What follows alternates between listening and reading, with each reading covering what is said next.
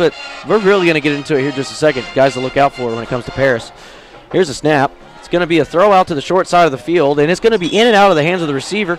In the area of coverage is Juan Garcia, and that's going to bring up 3rd down and 9. Yeah, so what we've heard pretty much and what we've seen on film and what we've talked to the coaches about, this Paris offense is going to do a few different things. They like to open the ball up, they like to throw it downfield, and they like to run it. They got 2 backs that they trust a lot, and I'm very interested to see how the Falcons react. Absolutely here. Big play here. They're going to motion a guy out to the trip side. He's going to now make his way back to the side of the quarterback. Quarterback's number 14. That's Tyler Heath. That is the coach's son. Surprised. Coach's sons always play quarterback, I know. don't they? And then wide receiver 1 is the bottom side of your screen. That's number 7. That's Finch. And he's got about 5 touchdowns on the fade to the back corner this week, so I'm hoping the Falcons saw that in film. They throw it, and it's going to be incomplete. This should force a punt. Lake Dallas, a very great start to this ball game when it comes to the D. The ball might have some butter on it. That looks like about the second ball to go through someone's hand. I'm expecting a little puka punt here. Quarterback drop back. I sure hope so. If the quarterback's still out there, he better be backing it up a little bit and kicking it. They do have a tight end here. Can never be too safe. They do have a tight end, number 15, in case you can't tell. Watching at home, but that is indeed. It is going to be exactly that. They don't have a punter, so the quarterback's going to punt the ball away. And it's not a great one. It's going to go out of bounds, I would say, right at the 40-yard line. And that's where Lake Dallas will take over. And here, right here, Bob, you teased at it. Who's going to be that guy? Who's going to be that guy? And they're both in there. I'm not sure. Let's see who we see first. It's going to be Cash Davis coming out, the junior, coming out to run the offense to start. And again, like we said before, there's not really a wrong decision you can make here. Both these guys proved that they could come out here and play a little ball. Absolutely. So let's see, Coach taps Cash. I'm sure he brought him in the office sometime this week and said, look, you're going to be the guy this week. Go out there, run the offense like we know you can. Nope. We're going to open up the playbook. Let's see what you got, son. Cash Davis in the shotgun to his right. That is O'Harry. Cash Davis is actually going to pull it and keep it. And it's going to be a loss of 1 to bring up 2nd down and 11 for the Falcons. We heard a lot about also these linebackers from Paris. Something you can see from looking down here, this isn't the largest team I've seen, but these boys can run a little bit. They're going to run a 3-4 base set here, which means they got a lot of trust in their linebackers. They got 4 guys they trust. They're going to be flying around all day. Cash pulled that one. It's going to be very touchy on do you want to give or do you want to pull, because these guys are coming and they're coming quick. Absolutely. They changed a lot of over pursuit. I'm sure that's something they've seen on film. Getting DJ in motion and getting a guy like that in space is key to an offense like this for the Falcons, who want to spread out those outside linebackers, bring those safeties down, and they really want to gash you up the middle. Zone run is this offense's bread and butter, right in between the tackles, right in between the guards. That's what they want to do to you. But if you're not going to let them do it, don't worry. We'll go above your head and we'll go outside and we'll make something shake. Absolutely. Another little personnel change, right? You got Gavin Young, bottom side. DJ to his right. Shotgun. That's Cash Davis. He's going to hand the ball off this time to O'Harry. O'Harry's going to keep dragging I almost said a Panther, but a Wildcat. We'll see. They're going to give him 2 yards. Ball's going to be spotted at the 46. It's going to make it 2nd down. It's going to be a game of cat and mouse. Short 8. This is short 8. That looks like 7 to me, I'll be honest with you. But, yeah, that's going to be a game of cat and mouse all day. We're just going to be trying to decide, are we pulling that or are we giving it, because we're not going to get away from it. We're going to run that zone read. Coming really tight. Twins here, if you're including the sniffer back. Could be a hand up to O'Harry. O'Harry's trying to find some space, but, man, looks like they've watched film. They're really trying to crash down on O'Harry here. And that's going to be a loss of 1 to bring up. Actually, they're going to say no gain here, so it's going to be 3rd down, 8. This is the thing I love about non-district tips. We haven't seen the Falcons run that formation in 4 games, maybe 5. I don't think we've seen them come out in that. That just goes to show you they're working on the basics during non-district games. But right now the Falcons have come out on offense, and they said, all right, time to open up the playbook. Let's play for real. Let's go get some wins, all right? Yeah, El Presidente, his son, Preston Harding, checks into the game. I know you don't like it when we say that, so I'm going to keep saying it there, Mr. El Presidente. He doesn't like that? He doesn't for some reason, but he's at the bottom side of the screen with Gavin. Top side of the screen, you got DJ and Hicks, and it's going to be a throw to Gavin, who is wide receiver 1 early in the season. I would say he's clearly been. I would agree with you there. It looks like he cemented himself into that status as wide receiver 1. DJ Hicks gets his looks as well. But, I mean, these quarterbacks, both of them, we talked about them, right? Ben Allen and Cash Davis. When they feel like they want to throw a ball to somebody and they feel like there's a little pressure, they're looking for number 3 out there. And he's proven them to be correct a bunch of times. When he catches that ball, the getaway speed, but also the hand-eye to go up and get one that's in his area. Yeah, and that was Cash Davis to Young for a gain of 12, enough to move the first down. There's going to be trips on the top side of the screen. Cash is going to hand the ball up to O'Hare, and O'Hare almost made it through, but he got clotheslined. Stayed on his feet, though. Stayed on his feet. Around the neck. He's got great balance for a back, right? He's got good vision. He's patient. He's got great balance. And not to mention, he's got the size, the skill set for a good running back, right? So he does a lot of things well. But you can tell that the film study today, they circled number 5 with a laser pointer, and they talked about it all game. They said, if anybody's going to beat us, it's not going to be this guy. Absolutely. They're selling out for the run right now in Paris. But that's okay. Last week was a great test for us to realize, hey, you can sling this thing around a little bit. I would say a loss of 2 there to bring up second down, 12. Another really tight bunch formation here. DJ Hicks, again, those really tight twins. So here we are. Something outside. It's going to be a fake handoff. It's DJ Hicks to get him in open space. I thought maybe he was going to throw it. He's not going to find enough to get positive yardage. He might have broken even and lost none. We'll see on the spot, but I think it's going to be third down. Yeah, it definitely looked like, now I said before the snap, look for something outside. It looks like they're really just trying to figure out the range of these outside linebackers for the Paris Wildcats. And so far, they're playing a very straight-up game at Paris. Yeah, and it's going to bring up a third down in a little bit. So this is going to see what Lake Dallas can do when it comes to the passing game. You have to go to your bag of tricks here in the passing game. Something. You do. We got trips to the bottom side of the screen. DJ Moore, the big tall receiver by himself, up on an island. He might be the guy you look at, but he's going to go. PI. Not a hold, nothing. Are you serious? I'm going to say he tugged him. I haven't seen Ryan. Oh, look at Coach Young. I agree, Coach. I mean, that's a hold if I've ever seen one. I mean, he pulled him around. He made him do a loop-de-loop out there. He was beat, right? He was beat. Cash saw he was beat. Next thing you know, the kid's turning in circles. Yeah, and so it's going to bring up fourth down and longer here. And it looks like it could be our headsets, too, picking it up. We could be punting it's like almost all the way off, yeah. But it looks like they're going to go here. I'd be all right with it. I'm okay with it. Your defense did really well the first time around. They're trying to get a hard count freeze. Didn't work. So we'll see. I bet they still run a play. Cash Davis is going to bark some orders at his line here. 3 receivers, bottom side. Get something Harry, he's going to switch him to his left. A little bit more pass protection on that weak side. And here we are. Who's he going to find? Yeah, it's going to be the El Presidente son. It's going to be enough for a first down. Preston Harding coming in. What a great play call as well. They got leverage on this side, right? You bring out the trip set. You spread them out. It looks like they're almost playing man on top of those guys right there. And, I mean, just a great route by Preston Harding, getting out to the open side of the field, knowing how much field he had to work with, reeling that in and getting upfield to get a Falcon first down. You know, a great thing, too. He catches that ball and he immediately goes to the sideline and he's yelling, like, let's go, right? Go. Get those guys on the sideline involved as well. But that is enough for a first down. Lake Dallas is going to be at around the 21-yard line. Harvey agrees.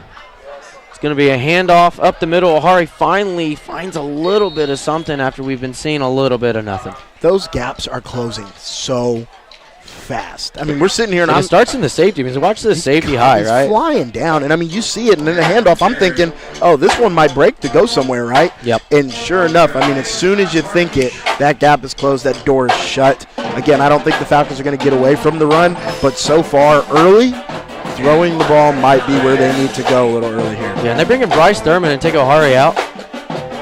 Bryce Thurman's going to be the left side of Cash Davis. 2 receivers top side of the screen. They're going to motion over the sniffer back. Maybe get something outside here. And he's going to try. He tries to cut back and falls forward. He's going to gain 1. He's going to bring up third down, 8.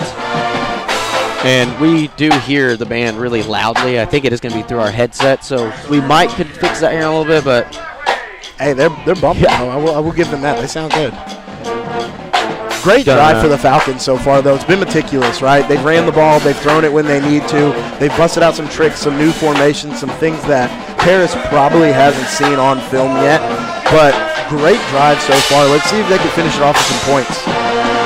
Absolutely. We're going to see what happens here. DJ Moore goes up top side screen, but he's going to throw it to Gavin at the bottom, who tries to head tap him, but he's just out of the reach of Young. Great ball. Put it right where his guy could get it. Right on his, what we used to say, right on his head top, right? Tried to moss him. Great ball, but they're going to bring Coop out here. And, I mean, this is within his range. I don't see a lot of wind tonight, and Cooper told us he's good from 60. Yeah, so absolutely. This is going to be brought to you by the Hunsucker Legal Group. Cooper Denahai, plenty of leg from this distance. Snap, hold, the kick is up. It looks good. It is good. Lake Dallas is going to take the lead 3-0 with 5 minutes, 55 seconds remaining. We're going to go and take a break. You are listening to the Lake Dallas Quarterback Club broadcast. Lake Dallas 3, Paris 0.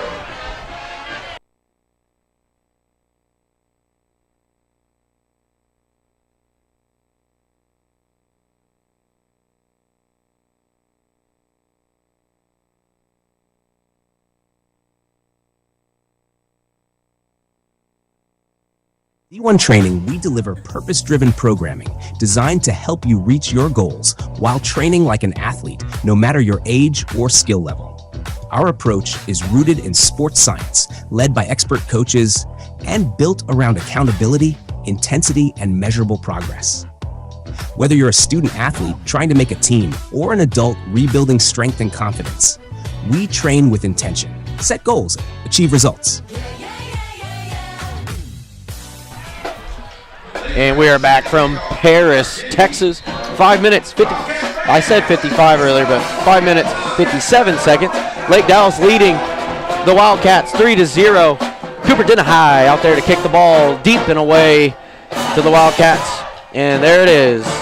They're going to be fielded inside the 10 and returned. They're going to go down the numbers. And who is that? I think that might be none other than Mr. Young himself. And his brother was actually in on that tackle too right there. The brothers Young making their presence felt early on the offensive side and the defensive side of the ball. Absolutely. We saw the defense stand on their head that first time to really bring that spark to start this game. Now Paris is on the sideline going, might be some choice. Mm-hmm. And it gets really quiet sometimes, and I'm over here yelling, I know. But, the coaches might have been like, hey, guys, y'all got to wake up. These guys are they want to beat us. They've had us circled since last year. And the thing about defense as well is you really want to get the energy really high, but you got to stay whelmed, right? Yeah. You came out, you had a good 3-and-out right here. Don't come out here and get on your high horse yet. Keep the pedal to the metal. Absolutely. 2 receivers each side here. They're going to motion one across. It's going to be a little pitch to him. That's technically a pass. He's going to be going up the middle. Finally gets leveled. I don't know who that is. That's Gates. That's Dallas Gates right there. Number 7, headhunting. Headhunting. Now, listen. That's still 7 yards on first. It was a bit of a game. Any defensive coach will tell you that's too much on first down. Second and, 4?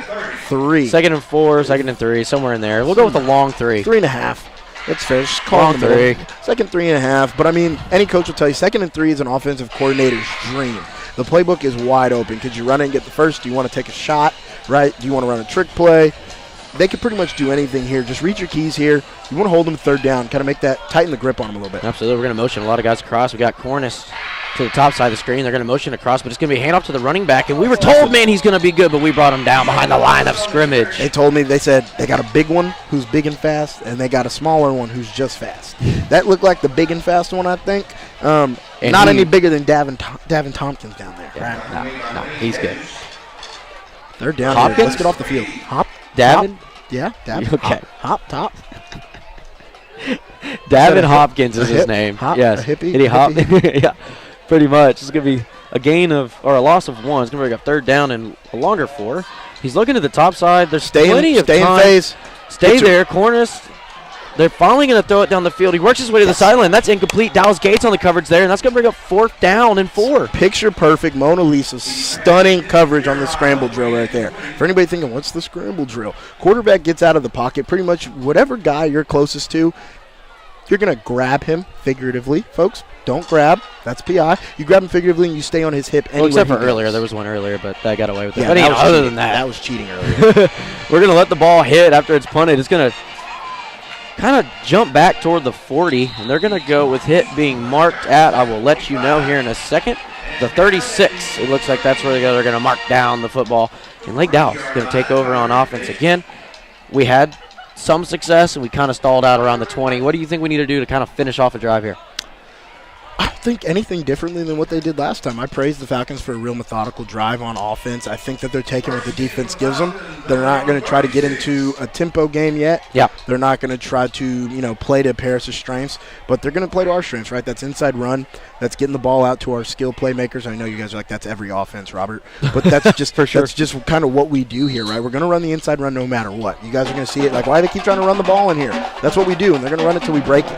Got 2 backs in this time to give them a little different look. Absolutely. 4:14 left in the first quarter. Lake Dallas leading 3-0. Man, they're motioning everybody. They're really trying to throw off the defense here. We've not seen that this year. It's going to be a whole bunch set at the top. And it's going to be a quarterback keeper. It was really just to open up the middle, and when it's only going to be enough of 1. Yeah, and I mean, listen, running the ball hasn't been that effective today. I mean, what do we got? It is still early. It's still early. And right now we talked about it, they're selling out for the run right there. Something to take note from there that I'm sure the offensive coordinator is, that was a straight man set, and they were bringing pressure off the edge on that empty set right there. That's something that I think we come back to. I think we can get something to the empty side down here to Gavin, or the screen pass over to the other side to get a couple more yards. But they've got to get something going. Something consistent that you could come back to. Yeah, right now we have a total of 2 rushing yards. So something we got to get going. But, hey, the Wildcats haven't gotten much going. They're going to fake it to give it to DJ Hicks. Yeah, I thought that was obvious. I saw it. I didn't like it. I thought you could have not thrown it. But it is, I mean, that's a hold. A wise man once told me, did you know there's a hold on every single play? It just depends how ugly it looks. I've heard that before, and it just seems like I don't see a flag every play, so I guess it's not a hold every play. Just saying. Yeah, no, you can say a lot of things. You can say whatever you'd like. But it's going to be a holding against the Falcons. It's going to back them up 10 yards. It's going to bring up second down and a long, long, long, long way. Yeah, I'm thinking we're running tunnel screen here to somebody of some form. I'd assume. You do like the tunnel screen. I do like to call it. I've called it a few times for us today. Not today, this year, but I mean it's a great play when you're second and forever. I can already see the DB bailing. He is scared for his life down here, hanging out with Gavin. This is really interesting. I mean, they're in a cover 0 right here, cover 1, cover 0 type thing. That's interesting. Here it is. Gavin's going to have the break at the bottom. Cash is running. He's trying to find some space. He's going to throw the ball down toward DJ. DJ's going to make the catch. Yes, sir. It's going to be short, and it's going to bring up 3rd down and 4 for the Falcons. That shows me something that I really wanted to see about Cash Davis. What do you do when the pressure's on, son? What do you do right there? And, I mean, he kept his eyes downfield. He wanted to break out, right? He wanted to get out there. Linebacker was spying and was on him, so he said, okay, well, what are my receivers doing, right? I'm going to either throw this ball away or I'm going to trust my guys. He trusted Josh Moore on the sideline, made a great catch, kept his feet in bounds, and now you're back alive on offense. Go get this 3rd down right here. Let's keep it moving. Absolutely. 3rd down and short, which is very manageable for this crew. We got 3 receivers top side of the screen. Gavin's on an island at the bottom. Cash Davis is going to try to subtly boot it. He throws it to the flat, and that was Preston Harding on the catch. It's going to bring up 4th down and 4, and this makes a decision here for the head coach. I think you kick it here. I like the play call. I do wish Cash would have waited maybe an extra second to see what kind of opened up. I don't think he thought he had enough time to do that, so he got rid of it really hot, but I think he might have had Josh Moore in the scene wide open. Yeah, we go under 2 minutes here in the first quarter. Lake Dallas still leading 3-0 over the Paris Wildcats. They run a guy on really late. The punt is away. It's going to be decent on the roll. It's a high bounce. It's going to fall dead. I think that is Ryan downs it dead at the 25-yard line, and that's where we will see Lake Dallas take over. Well, not take over, but go out there on defense, where we've seen 2 solid stops by the defensive front there. So far, so good, right? They're doing everything right. They're reading their keys. Couple issues that we had earlier on in the year that I called out a bunch that I wanted to see less of. A lot of big plays given up by the defense. We know that they can be stout up front. We know that they'll give up a long drive or so. What's really killed us this year and last year even, just the big chunk plays of busted coverage or something like that we just can't have. So far, nothing. I'm knocking on wood, guys, to take away the announcer's jinx. So if it happens, it's not on me. I'm knocking on wood again just to be safe. We had that conversation talking to Coach Young, like I said earlier, on Wednesday, as they're going to hand the ball off and run it down to our side of the field, but he's going to get absolutely leg stopped. I don't know who that is. That's that 33. That's going to be Lane Hedges, of course, and then Young to finish off the tackle. But we were talking about, hey, last year, man, when we were playing Paris, that was an excellent game. Great game. And we were talking about the chunk plays, right? Because we've brought that up. You brought it up. And I was like, it was the big plays that hurt. He goes, yeah, and, if we can eliminate those, I mean, we win that ball game, right? So that's why he's been looking forward to this game. And I think the whole city of Lake Dallas has. And oh, no. Quarterback, we have a guy that falls, and they throw it short.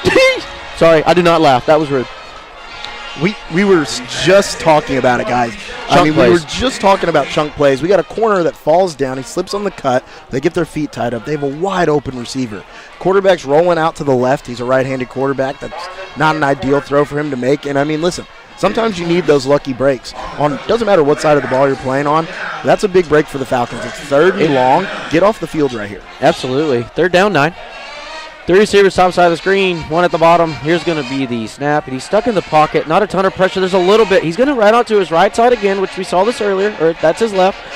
And did he get there? Maybe enough for a first down. I would assume he made it. No, he didn't. He's short. He's a yard short. All right, bad assumption by the announcer there. It's going to be 4th down and 1, and what do they want to do I think here? They stay on the field. We were talking about momentum, and I said it's about a tale of halves, right? In the first half, you get to stop here and get the ball back, and you're really close to field goal range already. This is major key here for the Falcons as we are now. Clock was still running. It finally stopped at 54 seconds in the first quarter. I think we're showing pressure. We're showing pressure. Yeah. They're going to look to the sideline. What adjustment do you want to make? I can see Paris maybe calling a timeout here. 8 seconds on that game clock, though. Maybe calling a timeout here, Paris. For what? Yeah, Paris is going to walk right up to the coach. I called a timeout. I guess. 54 seconds left in the first quarter. Paris takes a timeout. So, hey, guess what? We're going to take a timeout as well. You are listening to the Lake Dallas Quarterback Club radio broadcast. Calling all future Falcons, the Lake Cities Football and Cheerleading Association is a great way to get your kiddos started with sports and get involved in the community. From flag football up until middle school athletics, LCFCA is a tremendous environment for instilling great athletic skills your kids can carry for years to come, as well as creating building blocks of sportsmanship and teamwork. LCFCA, let's go Falcons! At the Battery Company, they're more than a battery supplier. They're a legacy of service, values, and community spirit based right here in Lake Dallas. With over 50 years of family history in Lake Dallas, their story is woven into the fabric of this town and built relationships that span generations. The Battery Company, their mission? To deliver dependable power solutions with a commitment to quality, integrity, and service. Visit tbcbattery.com to learn more about the Battery Company. And thank you so much to the Battery Company for being a sponsor this year to the Lake Dallas Quarterback Club broadcast. 4th down 1. Paris just took a timeout. 54 seconds left in the first quarter. Lake Dallas up 3-0. And let's see what Paris wants to do here. They have to be going for it since they did it. Here's the handoff up the middle. Oh, we had it stop, and he's going to get enough for a first down. Gutsy play call by Paris right there. I mean, they know they got to get something going on offense. They do. That's just your best versus your best, right? They called their best play. They said, we trust our guy to get a yard. Lake Dallas' defense, again, though, standing strong. Not too many chunk plays. They're chipping away at them. Been a pretty quick first quarter, to say the least. About a minute left in the first? Yeah, 49 seconds. Clock is rolling.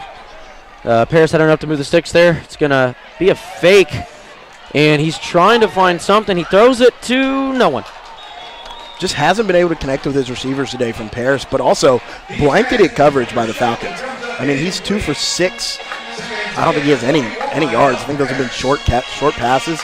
And, overall, it's been a little inaccurate. He's been really high and low. He's been high and low. But, again, I don't want to take away from our DBs. They've answered the call, right? They've been in the right position. They've stuck with their guys. I don't know if it's been a change in kind of the back-end coverage, maybe a little less zone, less passing guys off and just sticking with them on the crossers, but it's looked good so far. Yeah, you have number 4, Juan Garcia, number 7, Dallas Gates, 16, Ryan Young, of course, number 1, DJ Hicks, and then also you have 15, you have Josiah. Oh, pick that off.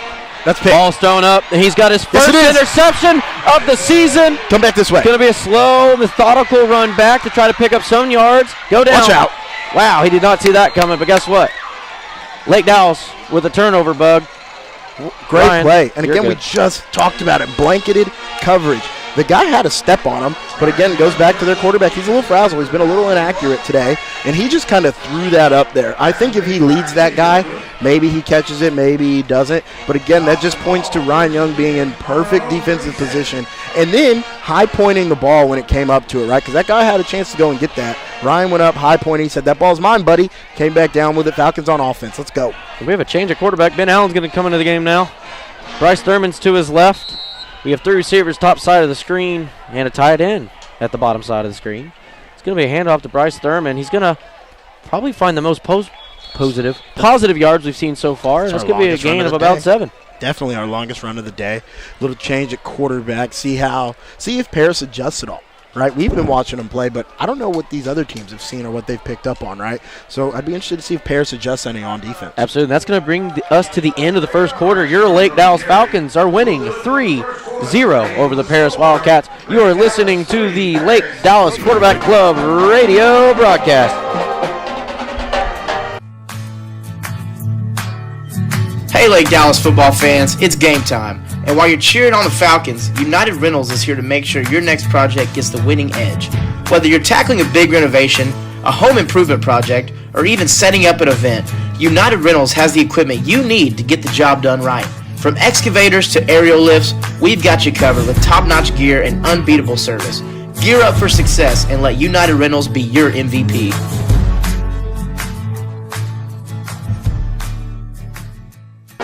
And welcome back to Paris, Texas. A two-hour road trip here today to call this football game.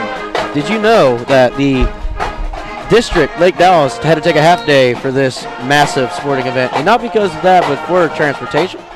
Here's actually kind of surprised. Ben Allen to the bottom side of the screen. He's trying to throw it to DJ Hicks, and he readjusted the ball. Did he catch it? Get his feet in? No, he did not catch it. I didn't like that pass at all. I would have preferred him to throw that into row 6. But you know what? It's all incomplete the same. But next time, Ben, don't scare me like that. And here, I'm wide open up here. If you ever need to throw it away, just look up to the booth. I will probably not catch it, but, you know. It's going to be an ineligible receiver downfield on us, and that can happen in those boots. If anybody travels, I think they're a little bit more gracious when it comes to high school. You might get maybe 4 yards for an ineligible. NFL's 2. Hey, listen, can you blame those linemen? They're booting out, trying to protect their quarterback, and they just see some kid. He's not paying attention. Like, I really want to go hit that guy. I want another pancake. He looks smaller than the guys I'm normally hitting. I can get to him. I won't be too far upfield. And then they look back and they're like, oh, that's far downfield. Yeah, and that's going to be the first penalty flag of the game. Or actually, that's the second on us, right? So 15 yards total. We had a hold and now an ineligible downfield. That's only a 5-yard penalty from the spot of the foul. Second down, 9. 3 receivers top side of the screen. Ben Allen going to freeze and look to the sideline to see what the change call is going to be. The middle of the field's just wide open. I'd love to see somebody. Look how tight they are. This is wild. They're on a straight 0. DJ. There it is. Go get it. Oh, great defense. Can we get a taunt, please? No? It's not the NFL. Anyway. Good defense there. And again, I just said, right, I want to see him hit the middle of the field. Me and Tips are just sitting here. We're watching it.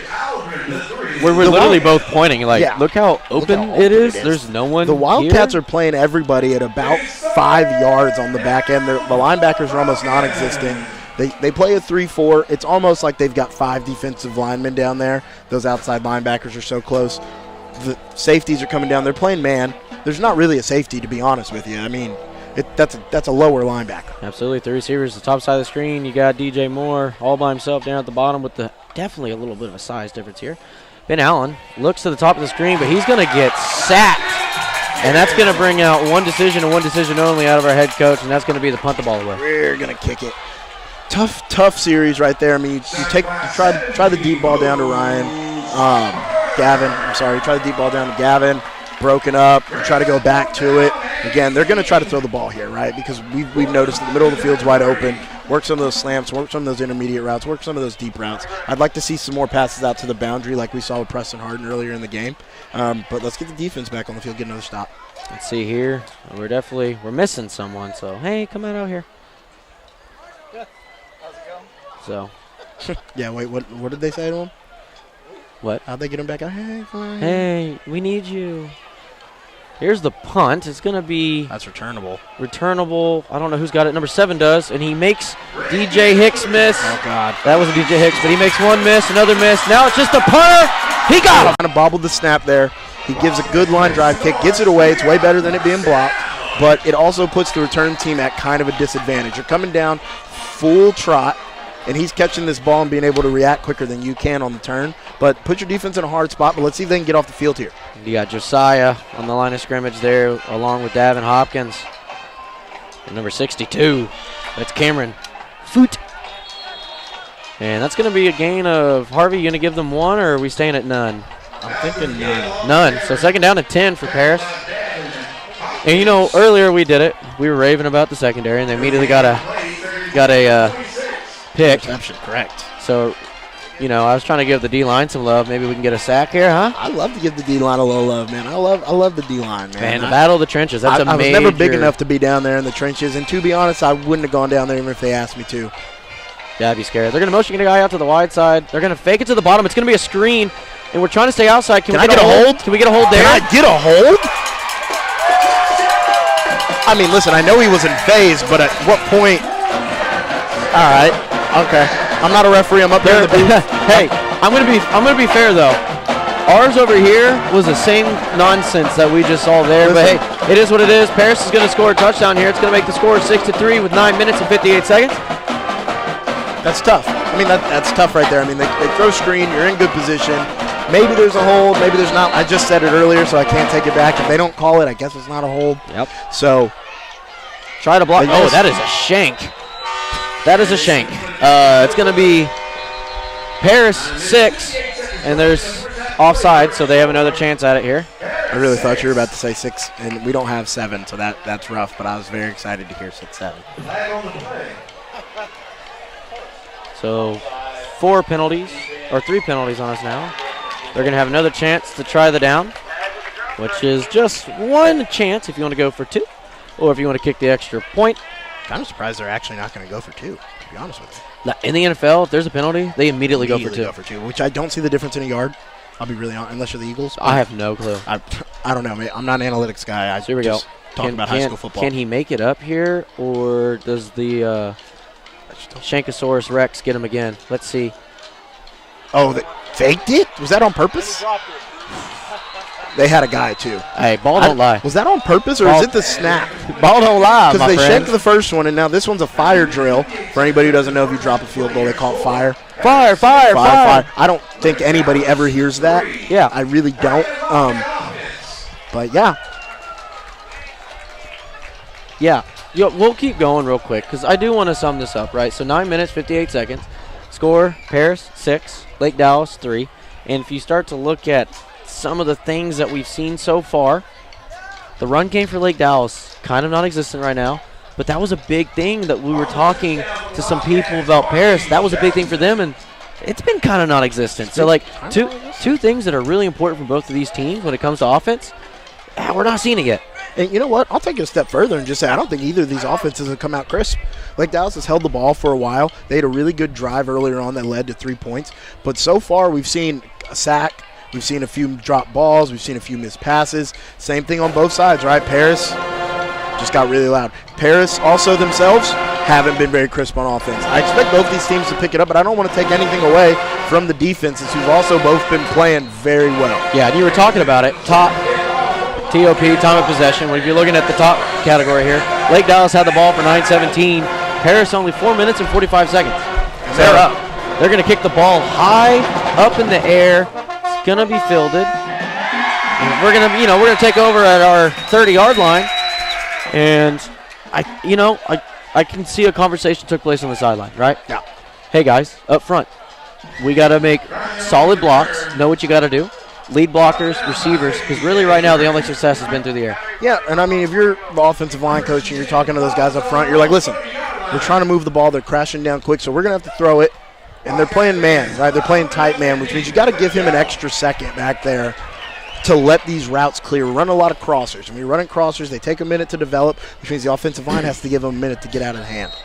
Absolutely. 3 receivers, top side of the screen. Ben Allen still in at quarterback. Sturman to his right. It's going to be lead back here. It's a great design. Oh, are they going to call a face mask here or a horse collar?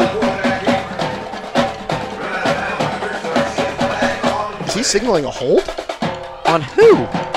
Not on us.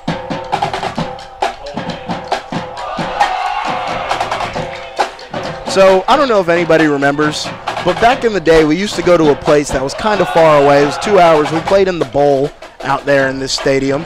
They have 2 teams that we used to play out there. And, you know, for years. Is it a fall? It falls down there. And for years, people used to say, you know, they call things weird out here. And you didn't believe it, but I played there my freshman year, and I played there my sophomore year, and I almost got hurdled there. And I played there my junior year, and I started to think, you know, they do call things kind of weird out here. Paris is feeling a little folly. If anybody remembers that, you know, you've been around for a while, but maybe it's just me. Maybe it's the homer in me. Yeah, so it's going to be a fake up the middle. He's going to heave it up to Gavin Young. Gavin Young on a one-on-one. The DB in a better position, and that's going to be an interception where Paris will take over at around the 43-yard line. That's teach tape right there, right? That's the teaching tape. I gotta talk about the DB a little bit on that play. The play's drawn up perfectly, right? Your best guy in one-on-one coverage at the top of the screen in Gavin Young.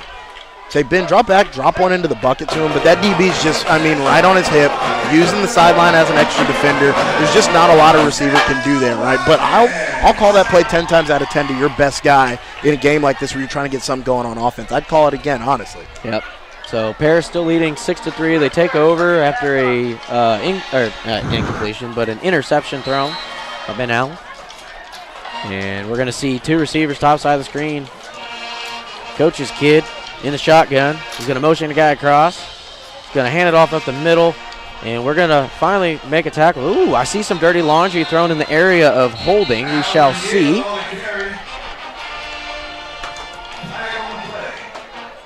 Holding against Paris. Just a 10-yard penalty. He hesitated. Had to make sure. Yeah, so it's going to still be first down. You don't lose the down. You just lose the yardage. This is big for the defense right here, right? This is a quick change if you're hearing about it on defense. Really quick change. You get off the field, right? You're happy. You're hyped. You're over there, right? Everybody, let's go, let's go, let's go. And then the next thing you know, you're hearing coach scream, defense, defense. So you got to get around, get your head up, and get ready to play. Yep, here we are. Trips to the bottom side of the screen. Still running the same defense we've been running most of the season. They're going to throw it out to the flat. It looked like it was going to be a wheel. It looked like he was going to run it up. It's supposed to be pumped possibly. But like I was saying, it's a quick change, right? Right now the Falcons get a gift in the holding, 2nd and a mile. I would look for some form of a screen or a draw. They just had success on the screen play down here. Look for them to come back to something like that. Look for the Falcons to read your keys here, though. I expect these guys to play off a little bit. We've been in press right up in these guys. I expect them to play off a little bit on this down right here. That way they're able to not be engaged so quick off the line. Absolutely. 2 receivers both sides of the screen. A big, long 2nd down here after the incompletion on 1st down after the penalty. The receivers, one's running a cross pattern here. It's possible. This quarterback's got nowhere to throw it, so he's going to run it up, get past the first marker, which is not the first down marker, so it's going to bring up – oh, he didn't even get there. They're going to mark him a little bit short. So 3rd down and 11 for Paris. What are you seeing here? Are we going to bring some pressure, or are we trying to play it safe? I would like some pressure. To be honest, in this 3-3-5, there's not a ton of places it can come from. Just because you're expecting a lot of the guys on the back end to be in coverage – the penalty differential, if you were asking, it looks like 2 for 15 for us and 1 for 10 for them. Seems like it's way more, but it's been a pretty clean game overall. We're going to see. I think that last hold didn't go in there. I think it's 25. Sorry. So I think it's 3 for 25 for us. El Presidente. Yeah. 9 minutes, 20 seconds on the clock. 3rd down and 11. There's going to be some pressure here, but it's thrown to, were they trying to get the running back on a little screen 15 there? 15 right here, yeah. Hey, or 15. Great by the Falcons, 15. Though. The pressure off the edge here by, what was that, 40? Yeah. Tyrus Starks, the pressure off the edge by him caused the quarterback to have to get that ball away pretty quickly. And, we wanted to give some love to the defense. Just had a sack, but I'll take a pressure. Yeah, and they're going to punt this ball away. That's the best punt we've seen all night out of him. Young's going to wave a fair catch. There was no whistle. I was a little scared. I guess it was a little half fair catch maybe, but Lake Dallas can take over on offense. All right. We had a really good first drive. just a little bit stalled out, right? And so we were in field goal range, so it was up to enough to give Cooper Denahai a chance to put through the uprights for 3 points. But other than that, we're missing something. What do you think we're missing? I would say you got to get the run game going, but, I mean, that's not completely up to them, right? Paris is selling out forward. Lake Dallas has kind of noticed that. It looks like Cash Davis is back in the game here. And it looks like Paris is like, hey, we're going to make them beat us through the air. They're very confident in their DBs as we are in ours, right? They're running kind of the same kind of idea that we run. They got an extra down lineman, but, I mean, you got to get something going, anything. Yeah, you announced that Cash Davis back in. He's going to hand the ball to Ahari. And he's going to go down after falling forward for about 3 to 4. Bring up second down in 7. Yeah, and we mentioned it earlier when I was talking about Paris.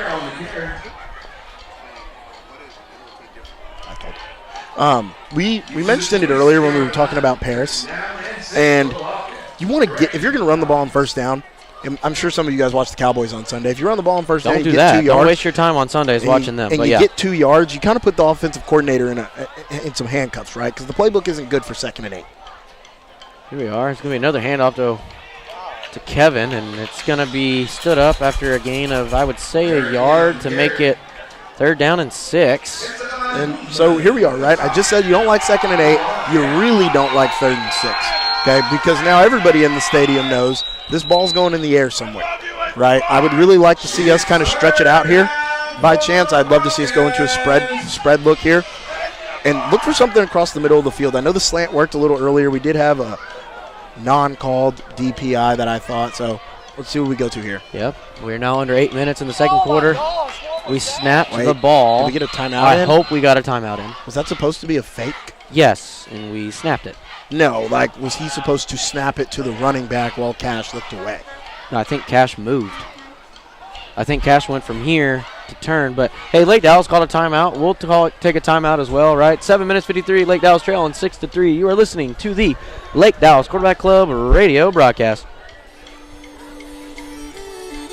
Proudly supporting Falcon football, Southern Services Landscape and Irrigation. Locally owned, Lake Dallas raised, and serving the DFW Metroplex since 2000. Sprinklers, landscape enhancements, installations, and more. Call the pros at Southern Services Landscape and Irrigation at 940-383-8258.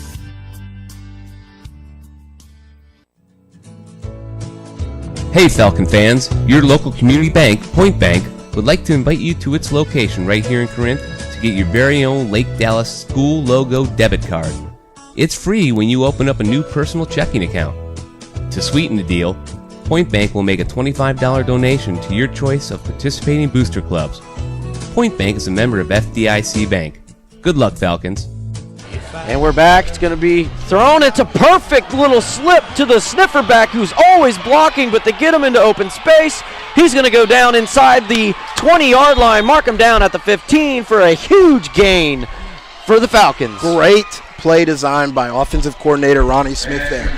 We've talked about how Paris has been selling out for the run. They haven't been paying attention to that sniffer back pretty much all day, right? They thought he was blocking a quick stutter step right there. Linebacker flies by him thinking he's going to make a tackle for loss, and now look at us in the red zone looking to walking away with a touchdown here. Yeah, and that's Cash Davis to number 87. That's Kowalski. Gain of 58 for the Falcons. So to bring up first down and 10 from the 15. Cash Davis in the shotgun. Another sniffer back in there. He's going to freeze here. He's going to bark some orders out to the line. I would love to see Josh Moore on a fade to the back corner here. Hey, why not? They love to do it. Why don't we do it? Let's see here. It is. It's throwing it up. That's a hold. PI, thank you very much. And that was clearly a hold. And because he had him, we have to remember we are definitely in enemy territory over here. They called it on the field. What do you want me to do? That's what it was. PI, I'm gonna see. If I see PI, I'm gonna say PI. That's it. So it doesn't matter. It should be half the distance to the goal here since they're inside the 20. We're on the 15, so it should go to the half mark. It's still a half the distance to the goal. It's an automatic first down, though, so Lake Dallas, a new set of chains. And if they're at the 15, that's going to be enough to be inside the 10. So it's going to be first down, goal to go for your Lake Dallas Falcons, who are currently trailing 6-3 with 7 minutes, 15 seconds in the second quarter. I would say call it again, but I think he goes slant at the top of the field now to Ryan Young. Yeah, you still run it here? Gavin. At the bottom side of the No, screen? I'm running slant at the top, and I'm hitting that. They're going to bring heat. That's open. I like Unless it. he's checking to it again. I mean, I would throw it again. It's there. So let's see here. He keeps looking at the top. I bet he goes to the top. Here it is. Oh, my gosh. I'm cooking. Oh. I'm cooking. What? No, he did not. I mean, they could call PI on him. He did grab him. He fell. He tried to grab him. He fell because he tried to grab him after he got cooked.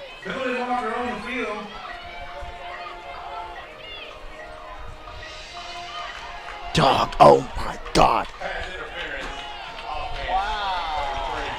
So can I cook up what just happened there? I want you to just take over because I'm going to take a moment here too. So this is positive vibes only, buddy. This is a positive slant route vibes here, only. right? From Gavin at the top of the screen, right? Slant route. He fakes outside very well, like he's going to run the fade. As the corner decided to commit and open his hips, Gavin swim moves, and he's grabbed. Right? The guy falls. The guy falls because he's beat, tries to grab. He gets wide open. They call the PI on Gavin for trying to push off. He's just running his route. Right? The swim move's part of it. If the guy's grabbing him and falls, it's not a push off. But you know what? Let's go get one anyway. It's still there. Go back to him. First down and goal to go from the 22.5-yard line. It's a handoff. Go! To was that number 5? Was that O'Harry? That was. To O'Harry. And it's a gain of nada. So it's going to be second down. Actually, it's going to be a loss of 1 because we went from the 23.5 to about the 24. And so you're loss a half a yard, give or take. take. Hate the fact that we did get the PI, but now you can't get a first down, right? You were first and goal. Now you're second and goal from outside of the red zone. You're in a pickle. You're in quite the pickle, and I don't even like pickles. Yeah, you know where, by the way, I was going to say this earlier. You know you're in the middle of nowhere when I've already seen like 3 cattle trailers go by. With no cattle. That means they dropped them off somewhere.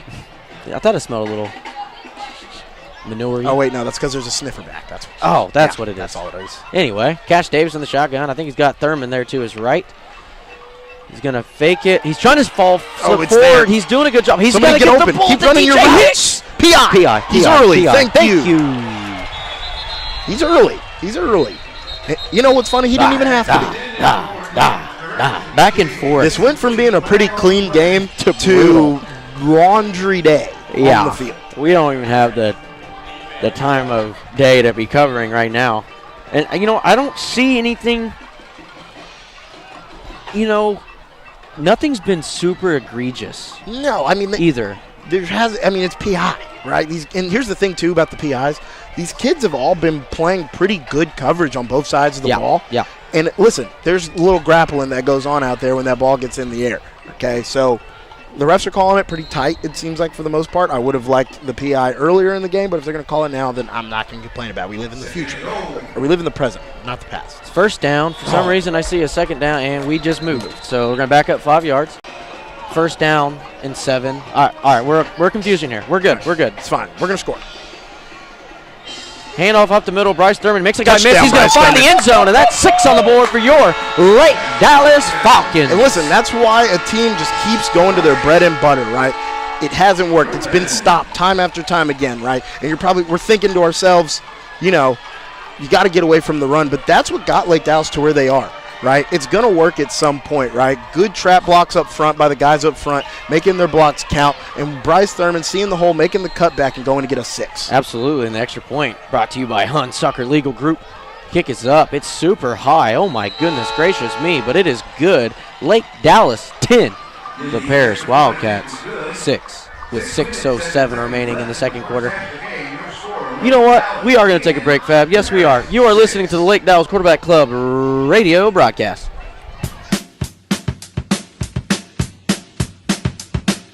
We'll be right back with the award-winning Lake Dallas Quarterback Club radio broadcast.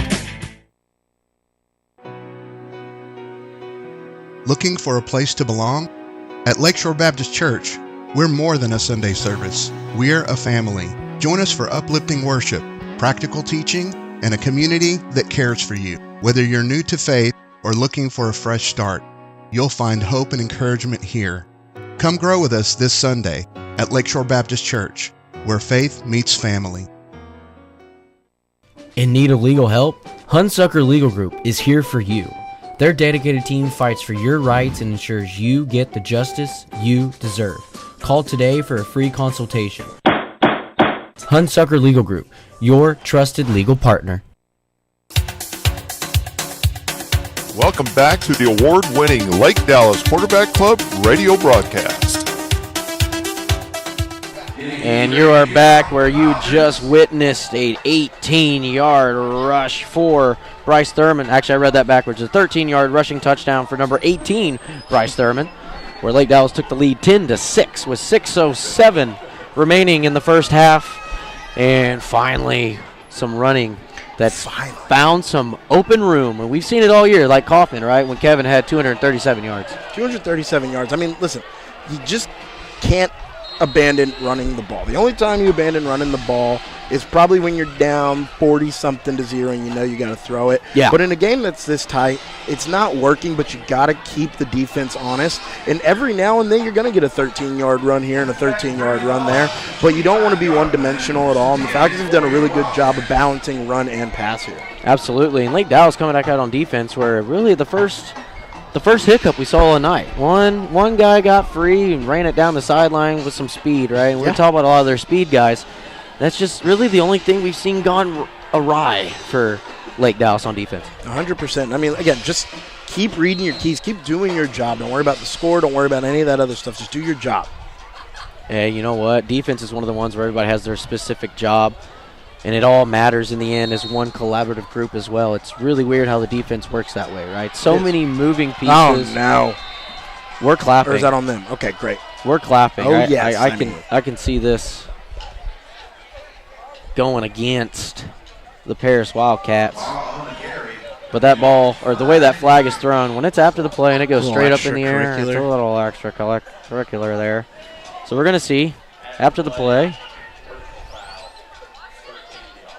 Oh. They immediately took him off the field. That's pretty normal, though, when you take him off the field immediately after a mental mistake like that. You give him a nice, stern, positive talking to. Yeah. That's all. So that's going to back them up. They're going to be inside their own 20, and that's a scary place to be with an offense that really only saw daylight once. It is, and, I mean, the way we've heard it and the things we've seen, apparently this offense has some firepower. So if you're the Falcons, right, you want to stay whelmed. Don't get lackadaisical. Absolutely. You don't really expect a trick play from here, but I would expect some sort of a screen, possibly a draw. They ran that screen earlier. They scored on. We haven't seen it since. So there are a few options for this Wildcat offense right now. Well, here we go. We're going to see. They're going to the air here for sure, and I don't really see anybody open. If they wanted to, there's a flag. There's a flag. Maybe coming back for a hold. Pop. Oh, wrap up. Hey, you know what? I want to say that's not great, but where this is thrown, this is in the area of holding. I'd like to think so. I know there's also holding. Yeah, it is. Offense. All right. It's another 10-yard penalty. And strike that from the scorecard, Harvey. This is it doesn't count. Gross. This game got kind of gross. It is. It's laundry day out there today, but hey, listen, as long as it's not on us. Yeah, mine's in the dryer. Probably take it out next week. Mine's still just sitting in the hamper. I mean, man, you got to at least get it into the dryer. I'll do that tomorrow. I have some plans. Dryer, if you can get it washer to dryer, do you ever sometimes forget it? You're like, oh, it's in the washer, and it's too late. You got to start it over. No, I never forget it. I always make it into the dryer. Now, I may live out of the dryer for about a week or so. I know my mom's probably listening. She's like, yeah. I raised you better, is what she's saying right now. Yeah, no, for sure. She's definitely nodding her head in agreement when she gets this feedback 10 seconds from now. She's like, Exactly like that. Here we go. They're going to motion you that cross, but it's going to be a slip screen, but he's not wanting it, so no one's there. He throws it. Is that allowed? Are they not downfield? That's you're going to have to explain that to me because they've got the screen route down here, the tunnel screen. The linemen are coming out to make a block on the tunnel screen, right? He sees that it's not there, so he boots out the other way to run. They've got the back running off the DB, and then he throws the route. You just have to assume there's men downfield, right? I think we would assume that, but maybe they got lucky and they were right at that 4-yard threshold. It's going to be enough to move the 6 for Paris. They're going to throw it down to the flat side of the screen. They're trying to make sure this quarterback gets the ball out quick now. You can definitely see they've changed it, right? Taking a lot of the decisions, which isn't a bad thing, right? Let them get a rhythm. Yeah. That's what they're trying to do. So it's a really smart decision there by Paris. And on cue. On cue. Yeah, she heard us. It's going to be thrown to the bottom side. He's going to scamper out of bounds past the 50-yard line. And they're getting back into tempo right here. You could tell that they're not going to run the ball that much. We're going to have a little bit of a pause here. Is that on us? Did he run into somebody maybe? I don't know. It's way up there at the top side of the screen. That's what I'm thinking, did they run into a coach? Player? Our coaches don't seem concerned. Offsides? I don't know. We'll see. This is a long talk. If it's an offside, you're obviously poop. We had 12 guys on the field. They declined that one. Offside, they declined that because they're going to take the gain on the play. It's going to be a first down past the 50-yard line into Falcon territory. I didn't catch that. Maybe I didn't catch that, but we don't sub too much. So for us to have 12 on the field, somebody must have been confused somewhere because this isn't. Or we had a guy run on and we didn't get, we kind of trickled off maybe, and we need to be a little bit quick. But here we go. He throws a pump fake. He's now made his way to the middle of the field. Get there. Ball's out. Oh, another guy caught that? There's no way. No, okay. It's incomplete, guys. Bro, I was about to freak out if that ball was caught. I was about to lose it if that guy caught that ball after absolutely getting leveled by Ryan Young. Timed that up to perfection, though. We saw it from here. He had the deep crosser come through. He cleared. He was going to turn his hips to make that throw, but Ryan Young was all over it, right? He read it like a book. Second and long for the Wildcats here. Yeah. Let's see if the Falcons can get off the field right here. We're going to see. They're going to hand it off to one of their speed backs right here, right now. We're going to finally bring him down. I saw Davin Hopkins jump on him, so I think he's a part of the play. And what that play tells me right there, too, is they're not too worried about the third and long. They're playing 4 here, regardless of what happens. That run play tells you that. If they wanted to be a little more aggressive, they probably drop back to throw something, but the playbook's open for them right here. They're playing 4 for sure. Yeah, they come out in twins. 2 receivers each side, running back to his right. Snap. We're bringing pressure. False start. Did he jump? Oh, my goodness gracious. Yep. It's a false start on the offense. Did not mean to knee you there, Harvey. I'm sorry. Just turn around and punch me next time. Please do. Boom. It'd be hilarious. Just an elbow to the gut. We'll call it even. I knee him in the side. He elbows me. I just did it again. I'm so sorry. Guys, we are really – it's the country out here, and, just looking out to the right and left and all around us, you could tell it's pitch black. There's nothing. It feels like we're playing a game in space. Oh, there's the moon behind us. Beautiful. So,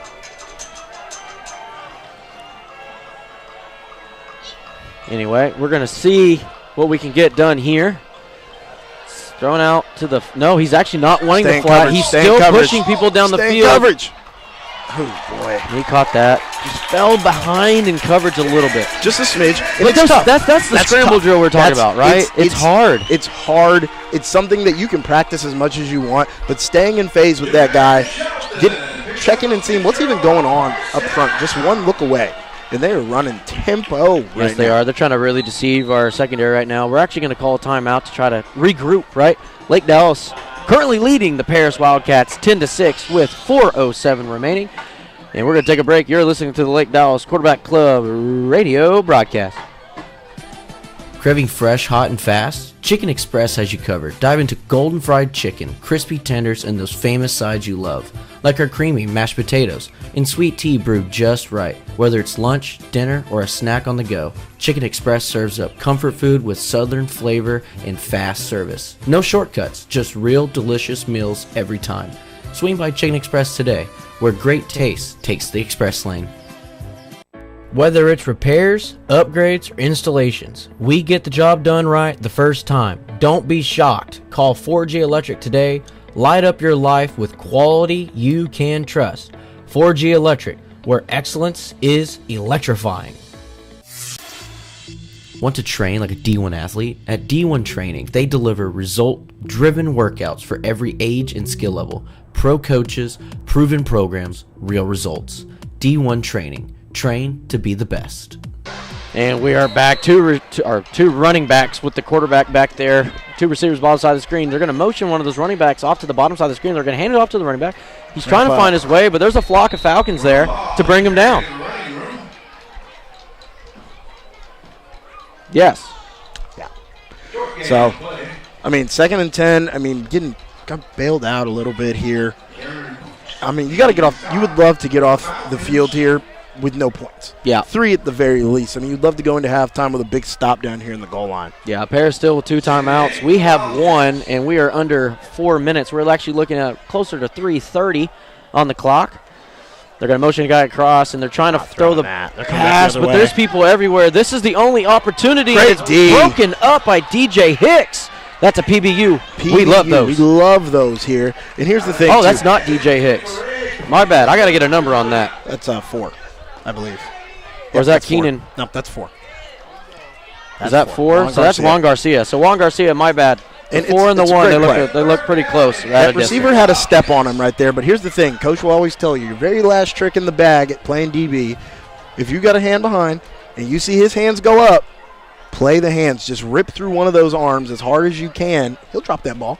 Sure enough, proven by Juan Garcia on that play right there. Smooth like peanut butter, baby. And at the bottom here, you got 3 receivers, 1 receiver at the top. And they're going to look for another pass. Lots of screens. That's thrown high, and that was a dangerous throw, but it's going to be 4th down. No laundry. It was at the same time. It was at the same time.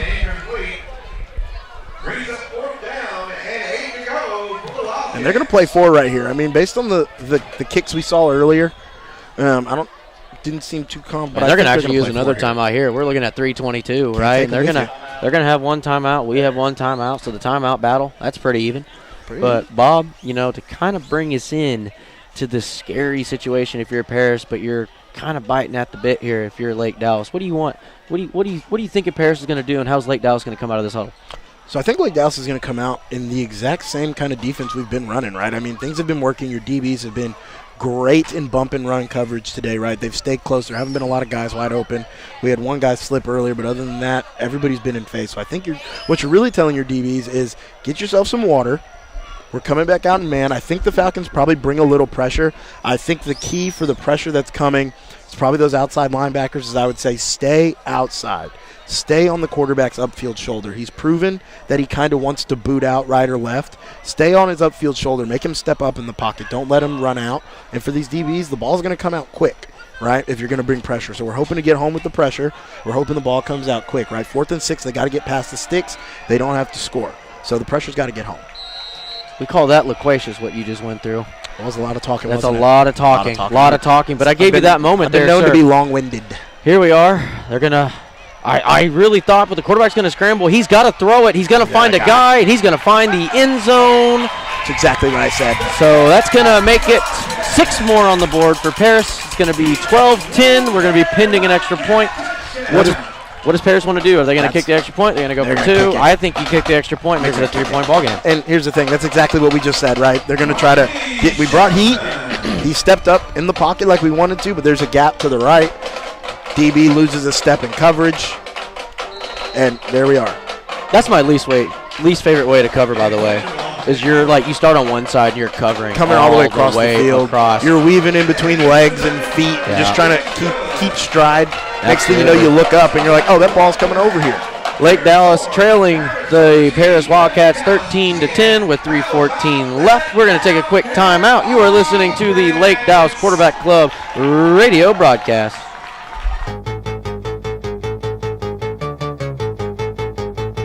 We'll be right back with more Lake Dallas Falcon football from the award-winning Lake Dallas Quarterback Club radio broadcast.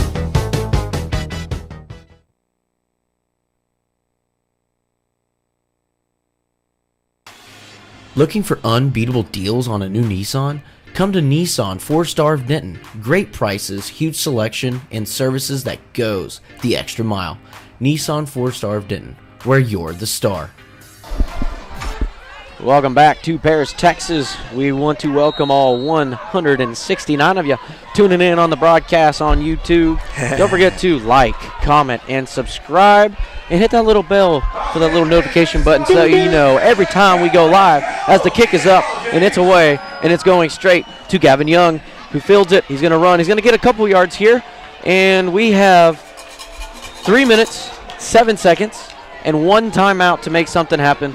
You're not freaking out too much yet, right? No, I mean, you're not quite to that 2-minute drill, but I would run it like a 2-minute drill. This is what we expected, right? We expected this game to sort of go like this. Last year, they were pretty neck and neck. We gave up some big plays like you talked about. But overall, this is a game that you expected, right? You didn't expect to not be able to run the ball, right? We've got 10 yards on the ground on 14 attempts, but they can't run the ball either, 10 for 39. I would like to see a really methodical drive, not the 2-minute drill, but I think you pretty much should leave the field with no time left. In the bright side, you get the ball in the second half. Love it. So if we can get if we can tie it up here, that'd be really great. They're going to hand it off to Thurman, who's running. He's got open space, but it's really side to side. He tries to cut back, and he's going to actually gain quite a bit here, closer to 6-7 yards. 6 or 7, and I would take that any day of the week. I just told you we ran 14 times for 10 yards. He pretty much got all half of the yards we've had so far on one run. So if we could start getting that run game going, you're going to see a whole new Falcons offense. Yep, 2 minutes, 42 seconds. Clock is still rolling. 2 receivers at the bottom side of the screen. They're going to freeze and look to the sideline. I think we kind of know a target area we need to get to here for Cooper. Denaha to kick 3 to tie it up, 1.5. Get the 2-minute timeout coming up here. Yep, 2 minutes. That's a free timeout. After people forget about that, right? So you have a 2-minute timeout. They're going to hand it off to Thurman again. Thurman, he's going to find plenty of space. He's out in the open space around the 40-yard line. They're going to mark him down at the 40. Clock is running still. That's fine. Clock is going to stop for the chains to move, I believe. Mm-hmm. And that's why you don't abandon the run game right there, right? You're getting a new look at it with Bryce Thurman, right? The headbanging Kevin O'Here, he likes to go north and south, right? Big guy, gets up, he'll keeps his legs moving, he'll run an extra 3 or 4 out. Bryce Thurman just outruns you to the edge. Absolutely. I haven't really seen anybody who could beat him there yet. Lake Dallas, a new set of downs after a gain of 15 by number 18, Bryce Thurman. And they did the direct snap to the running back that we were trying to do earlier, and we messed it up. Did it anyway, and it's a gain of nothing. Didn't really go anywhere. I like the idea. Keep them on their toes. A little something fun. If it picks a big one, great. If not, timeout. We go into the 2-minute timeout and, talk it over here. Absolutely. And you know what? We will also take a 2-minute timeout so we can talk it over as well. You are listening to the Lake Dallas Quarterback Club radio broadcast. Are you looking for a new or used vehicle to drive this football season? Well, look no further than Huff Finds in Louisville. Being located off of South Stemmons Freeway in Louisville, they will get you all squared away and give you that hot rod to support you and your bright future. Call Huff Finds in Louisville at 972-538-7000. Again, that's 972-538-7000. Touchdowns and support, that's what Lake Dallas football is all about. Proudly sponsored by Lorenz Contracting, your trusted general contractor and roofing experts. For top-notch construction and roofing solutions, visit Lorenz Contracting at russroofing.com. That's R-U-S-S roofing.com. All right, we're good. It says 1:59 on the clock. It should be reset to 2 minutes, and they're going to actually call that right here, I think. Clock is reset to 2 minutes at the 2-minute warning. 2-minute timeout, as some would call it. It's going to be 2nd down and 10 for the Lake Dallas Falcons, who are currently trailing 13-10 to the Paris Wildcats. Here comes. Oh, you got to throw that ball out quick. Yep, right to him. Great. Makes a guy miss. Woo! He's going to find enough for a first down. He goes down inside the 25-yard line. That's a first down for the Falcons. Clock stops with 1:49. Bryce Thurman, man, the way that he just shut off the engine right there. Absolutely. Right? Catches the ball in open space. Number 11's he's got the B on it. And he says, hold on, let me park really quick. Flies by and goes ahead and gets the first down. Skirt. He goes. It's going to be another handoff to Bryce Thurman because we're trusting him so much. Is that not a face mask? Did he just randomly fall? Hey, what about a late hit here? Hey, can we get all of it? Anyway, wishful thinking. You're greedy. I'm greedy. It's going to be a gain of 2 yards. It's going to bring up 2nd down and 8. We're looking at the clock. The clock is running 1:25, 1:24. By the way, I just want to go back. Cash Davis threw that ball when Bryce Thurman wasn't even looking, and it was right on the money. That was cash money on that throw right there. 1:14, clock still running. They're going to fake it. They're going to throw it up to Young. Go get this one. P.I., he did not turn around. Anyway, clock's going to stop with 1:08. It's going to bring up 3rd down and 8, and I think we're in field goal range here. All right, so I think right now maybe something a little bit more cross pattern. We saw that, maybe another way to get, get El Presidente's son involved. What if he runs something a little cross? We saw one big play out of him. I think it was a gain of about 18 or 20. I would love to see another play with him get involved by chance. With it being 3rd down, it's kind of tricky, right? You don't really want to rely on a fade. I'm expecting some form of a smash concept here, something in the middle of the field, I think. I'd love the slant rail, possibly. Let's see here. Bryce Thurman's going to move over to Cash Davis right side. I see Cooper Denhigh getting ready over there. They're going to move him across. It's just for more pass protection. They're going to throw it to DJ Hicks, who is... I guess it's overthrown. I'm not going to... Overthrown. I would say uncatchable. I'd all right with that. And they're going to go ahead and they're going to kick this I'd kick it. here. Yeah, 1:03 left in the first half of football. Lake Dallas currently trailing 13-10 the Paris Wildcats. Cooper Denahai out there. This is going to be brought to you by the Hun Sucker Legal Group. All special teams when it comes to kicking. Brought to you by the Hun Sucker Legal Group. Cooper Denahai to line it up for a big opportunity here to tie us up. Kick is away. It looks good. And it is. It's plenty of distance and right down the middle. And it is good. Cooper Denahai ties the ball game up. Your Lake Dallas Falcons 13. The Paris Wildcats 13. And we're going to have a lot of commercials coming up, Fab. So I'm going to give you a second here. We got a minute left. We're going to go into here. Now it gets tricky if you are Paris. Are you content with going to half 0-0, knowing you're going to start on defense, or do you try to maybe get lucky, maybe a little hook and ladder like Lake Dallas' little pastime? I think if you're Paris, if the scoreboard is to be believed, they've got one timeout left. I think a few things come into play based on their decision here. First thing, is this going to be a returnable kick? Cooper's kicked a lot of them out of the end zone this year. We don't actually know how many. I know somebody asked earlier, but it's been a bunch, as Harvey said. Next, where that return comes out to, and then how comfortable are you with the looks that you've been getting? Do you have a play that maybe you've been saving, maybe a big buster here? I think that they probably look to throw the ball a little bit, but I don't think they look to get into a position to just be trying to air it out and save time for the Falcons to get the ball back. So it'll be an interesting decision for the Falcons on defense. Keep everything in front of you. Don't let anything get over your head. I look to see these corners and safeties playing a little more off than we're used to and just trying to get off the field here going in 13-13. Absolutely. And the big boot, it's a little bit of a spot. It's going to go down inside around the 30. It's going to be returned. He's trying to get sideways, and this is where it gets scary. But he's brought down finally. Wow, what a great close there by. I'm trying to get a number for you. That was 33 Lane still, Hedges. That is Lane Hedges. Another, hey, they're adding to the tackle category on special teams as well. That's like big. They're chasing each other now. Interesting call by the Falcons here, right? I mean, we know that Cooper can kick the ball out of the back of the end zone. They get the ball at the 25 there. I mean, at this point, you pooch it to the 35. Kind of giving it to him at the 35. I would say it was between the 30 and the 25. For sure, but I mean, you're expecting the kid to make. If he fair catches it, that's great. If he doesn't, I mean, he's got 5 yards. 10-yard swing there, right, in terms of field position.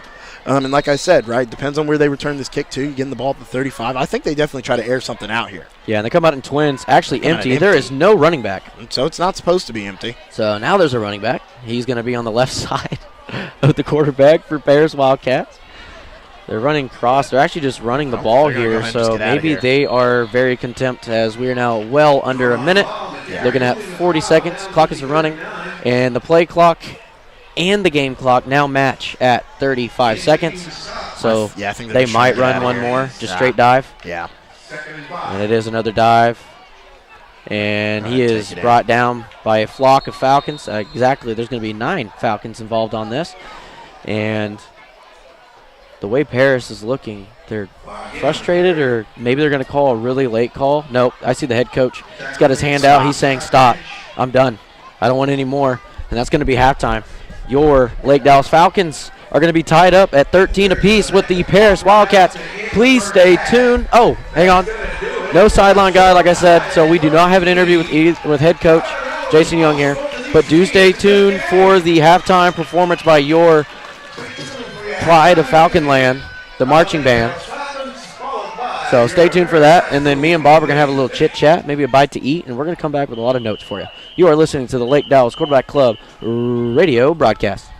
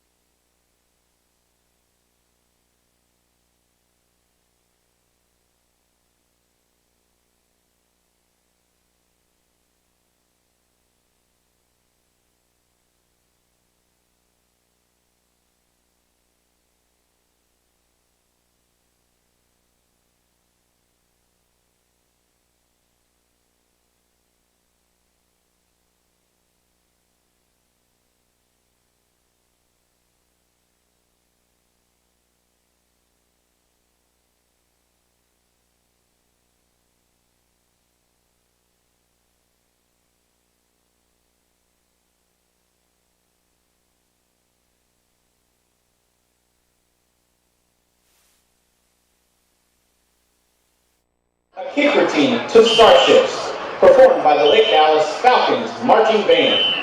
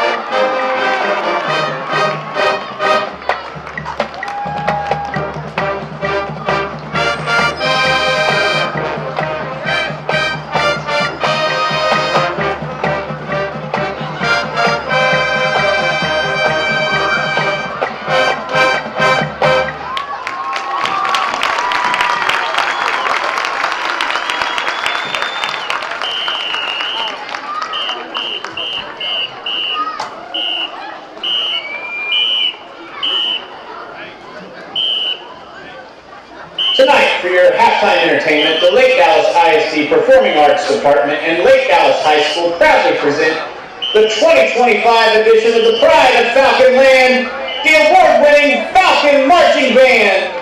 For your halftime entertainment, the Falcon Band is proud to present their 2025 field production, Fury of the Sea, A Pirate's Last Voyage. The Falcon Band is led onto the field by drum majors Esther Kimura and Ethan Clown. Please put your hands together for the 2025 Falcon Marching Band.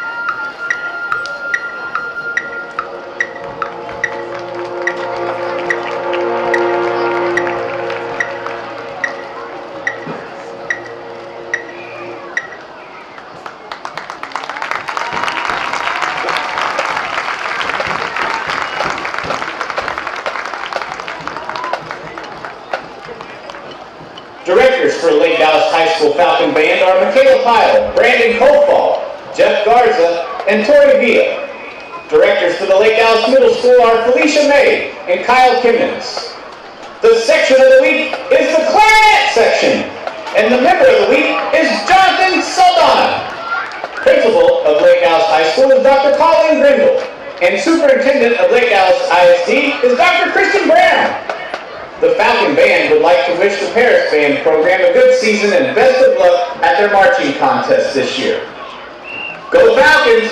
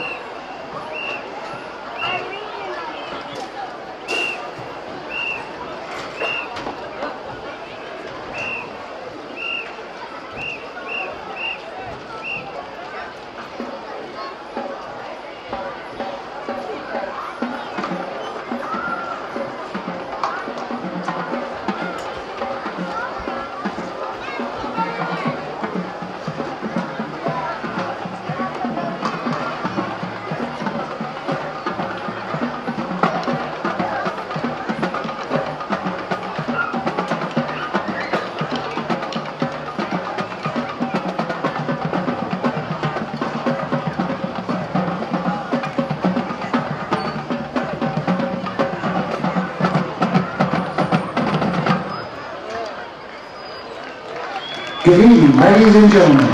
Tonight, we proudly present the Paris High School Blazettes under the direction of Amber Musgrove.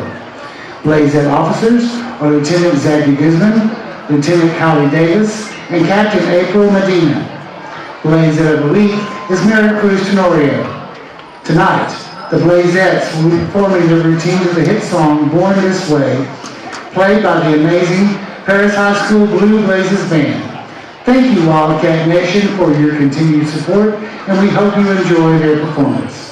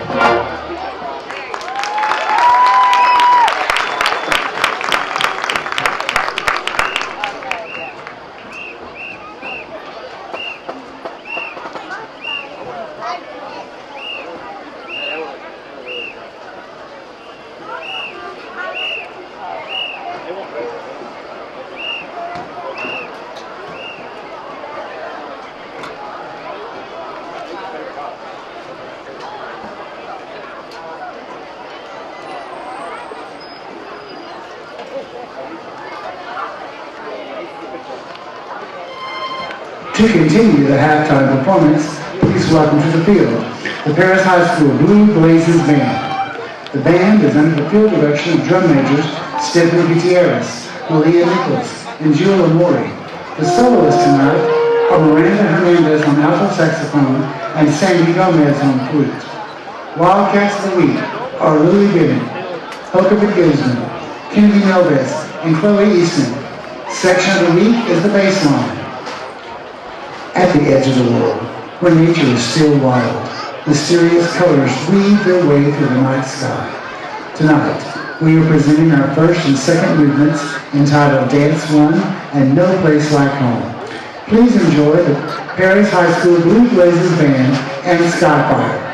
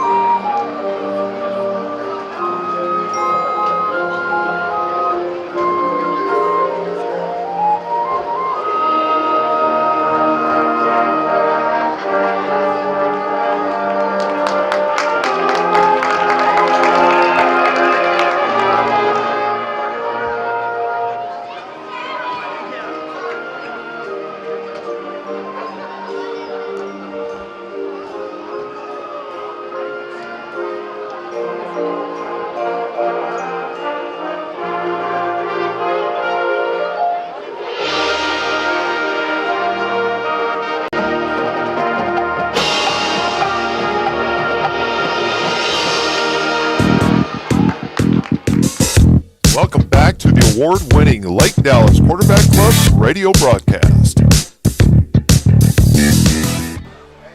And we are back from Paris, Texas, where the game is currently tied, 13-13. And I kind of want to go over some stats real quick, all right, because this is how even this game is. Paris, 165 yards.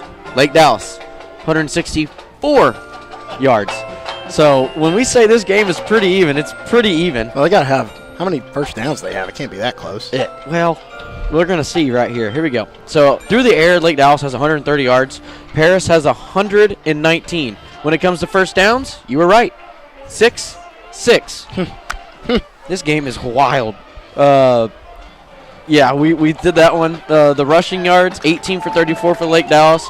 And then Paris has 12 for 46. So when we say this game is even, this game is even.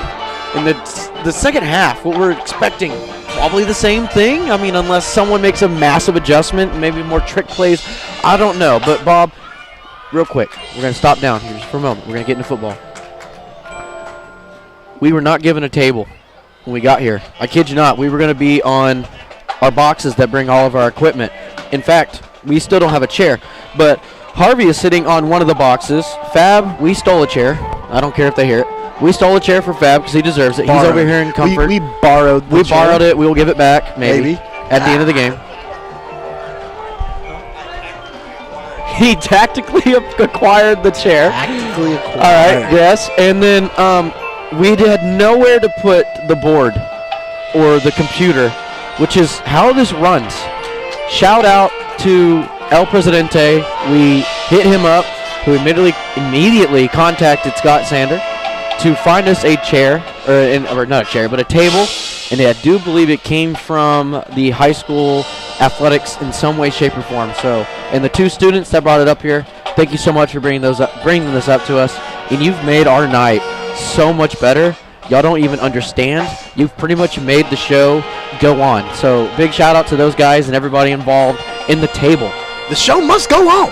The show must go on. And it was going to, but man, it is so much better. It says the chat went down. I don't know if it's a Harvey issue or are we good? We're good. Oh, we're good. Okay, it's just a Harvey issue. Sorry, Harvey. It's your fault. Anyway, but get back into football real quick, all right? Great halftime show. Football's back.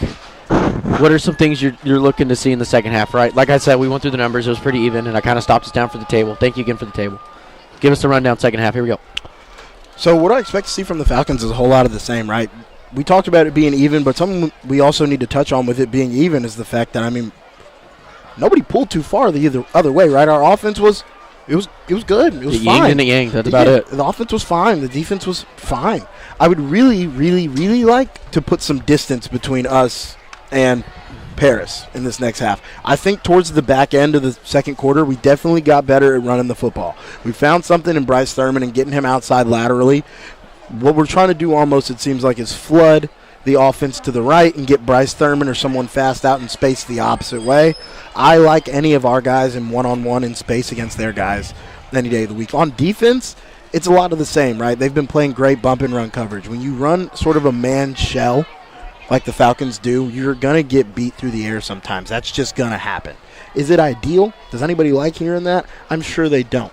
But overall, the goal is to make the quarterback put the ball into small spaces, right? And the Falcons have done a pretty good job of that so far. I know on the goal line, he ran all the way across the field. He got bumped off. But again, like I said, those things are going to happen. So what do I expect from the Falcons here? Kind of clean up the penalties a little bit. I think we've bailed them out on maybe one or two. But aside from that, the game's looked good, but they've got to capitalize on the opportunities that they're given, right? When they have a penalty in the red zone or when, they drop a ball or whenever they bust the coverage, we've got to be able to capitalize on those things and make them pay for it. Absolutely. And, you brought up Bryce Thurman, that guy right now. He had 39 yards on the ground, and he had another 16 through the air. That's 55 all-purpose yards right there. He's been really important. I know we didn't spend a ton of time talking about him in the first half other than, the big plays he did help. We were talking about Gavin Young getting him involved. He had a touchdown. It got called back on a whatever you want to call whatever it was. So he's stepped up a lot to help. And then Kowalski as well, man. That massive play. I think it was a 58-yard play. Yeah, 58-yard reception by him. to really spark something, right? And yes, we kind of got a little stuck in the red zone there, but hey, we still found a way to put points on the board. Yeah. So, that's all. That's what the name of the game is, right? Putting points on the board and capitalizing on those things when you have the opportunity. Lake Dallas has put themselves in a pretty good position. I mean, most of the game, there hasn't been anything glaring that I would like to see. I know we would absolutely love for the run game to be a little more fluid. Sure. Would we love for some of these passes downfield to be completed? Sure. But you got to break it to you guys. You're watching football, right? So those things aren't always going to happen. But, I mean, one extra catch here, a broken tackle there. We're looking really good. So we're reading the chat. We see a lot of people out there. Hey, everybody. Hey, everybody. We have Betty saying go Falcons. Grandsons is the Youngs out there from B-Mom in Denton. Big shout out there. And can I read that one? Is that one okay? Yes. What up? Saying looking to see them avoid second and long, maybe take some short passes on first down because they are keying in on the run. Second and medium will open up the offense better. Hey, you're pretty much in the same boat. We stepped aside, try to get away from the mic, right, because the mics are all in one booth. Also, shout out to everybody who stayed to watch the band as well. We're glad we were able to get that sound clicked on for you guys, and appreciate you rocking with us. Absolutely, but hey, we have a massive second half. Lake Dallas is going to get the ball to start the second half, and we are underway back to football from Paris, Texas. Fair catch. And we should take over at around the 25-yard line. There was people yelling. I was trying to figure out what the yelling was for, but I think we're just picking up crowd noise there. We're good. Playing quarterback. I wonder if do they always have the whiteboards, or they just now get those out? Are they thinking? Those have been there. They have? Yeah. Oh, just never picked it up till just now. It is what it is. But Lake Dallas going to take over on offense. I see number. I don't see 16. What? You got the roster. We have 16. So Ryan Young is at quarterback? Ryan Young is out there at quarterback with Bryce Thurman to his left. Running around the corner. Yes, he is. And this is going to be like a Wildcat thing. He's going to find enough for a first down, I do believe. It depends where he's camped to now, out of bounds. Ryan did play a little quarterback his freshman year, I believe, and in middle school. He took some reps at quarterback. So, I mean, he could throw the thing, too. I just had to verify. I had to, I was looking. We looked at each other like, is there a 16? Is there, the second 16? Because, in the NFL and college, that's super normal, and it's not for us. So I had to really verify. I saw him warming up, actually, with the quarterbacks today, and I did the same thing where I was like, who is that? I thought it was someone who got moved up. Yeah, so they're going to motion across his brother, and he's going to fake it to his brother and then hand off to Bryce Thurman, who gained a couple. Can we get that blown dead sooner, please? Anyway, it's all right. It's going to be a gain of, I would say, 1. It's going to bring up second down and 9. I think the Falcons, what they're really trying to do here is I think they want to see how they're going to adjust from the linebackers, right? Because they can't run the ball, so you bring in a guy who is a little shiftier, right, a little quicker, right? You want to run that zone read all the way through, right? You really want them to have to key on the quarterback, right? Because we saw it on that first play right there. If Ryan could catch the edge, he's going to make some guys miss, and he's going to get about 12, 15. Absolutely. Maybe a little bit more of a shifty athlete all around since he's, and we were talking about a lot of, and he's going to fall down behind the line of scrimmage. It's going to be a loss of a lot more than I thought. So it's going to be third down alert here and a long third down as well. Here's something else I will say, because Ben Allen is now coming into the game here. And here's something I will say, and we kind of touched on this in the pregame where we talked about, these guys don't want to look over their shoulder when they're trying to make decisions. It's hard for this offense to get into a flow, keep kind of changing the thing running the show, right? So I would love to see somebody kind of hold on to the position for a quarter here. Absolutely. Ben Allen checks to the sideline. They're going to change it. They're going to change something up here, and no, they're not. They're still going to run the play anyway. He's looking to the top of the screen. He's heaving it down to DJ Hicks, who's caught. Is that a one-handed grab? Might have been, because he had his other one. I think that's a one-handed grab. That's going to be enough to move the sticks right there, man. I would have been more excited there, but I was like, he really just caught that with one hand. I couldn't tell if he caught it or not either, and I mean, that's a go ball right there. And again, they're playing man. They are daring the Falcons to get any separation.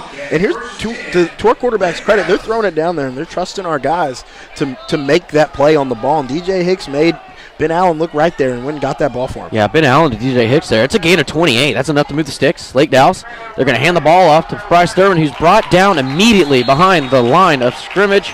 It's going to be a loss of 3. And, I mean, they're selling out, right? And we've talked about high hat, low hat on the stream before here. And, I mean, when these guys see low hat and they see run action, I mean, they've got 3 down linemen, 4 backers. When they see run action, all 4 of those are going. That's 7 guys. There's not enough in there to block that. And that's why you just see them teeing off on the run plays right there. The play action has opened up some things. I'd like to see us go to it probably right here.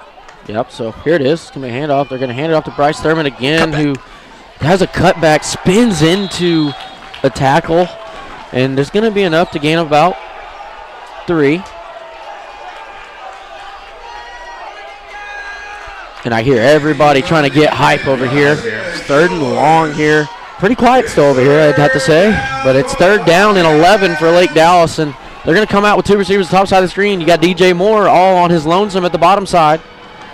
Ben Allen in the shotgun to his left is still Bryce Thurman. And he's going to freeze, going to now bark out either the same play or an adjustment here. Waiting for the snap. Here it is. It's going to go out. He's looking downfield. He wants something. DJ Hicks is open for a second. DJ Moore maybe. He heaves it down to Young, and it's going to be thrown out of his reach. And that's going to bring up 4th down and 11. And DJ Hicks is down. He's up.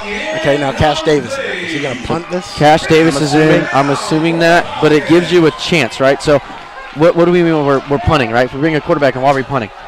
See, and that's where I was going to go with that. Like, if we want to punt it, now maybe the problem is Coop's leg is just too strong. Yeah, I would assume that he just maybe Coop's a kicker. I want to put that out for everybody. Coop is a kicker. It does give you a chance too. You can still run something here. They'll check it to the sideline and then determine if they want to kick it. And that's what they're going to do. They're going to kick it here. So they didn't like the look they got.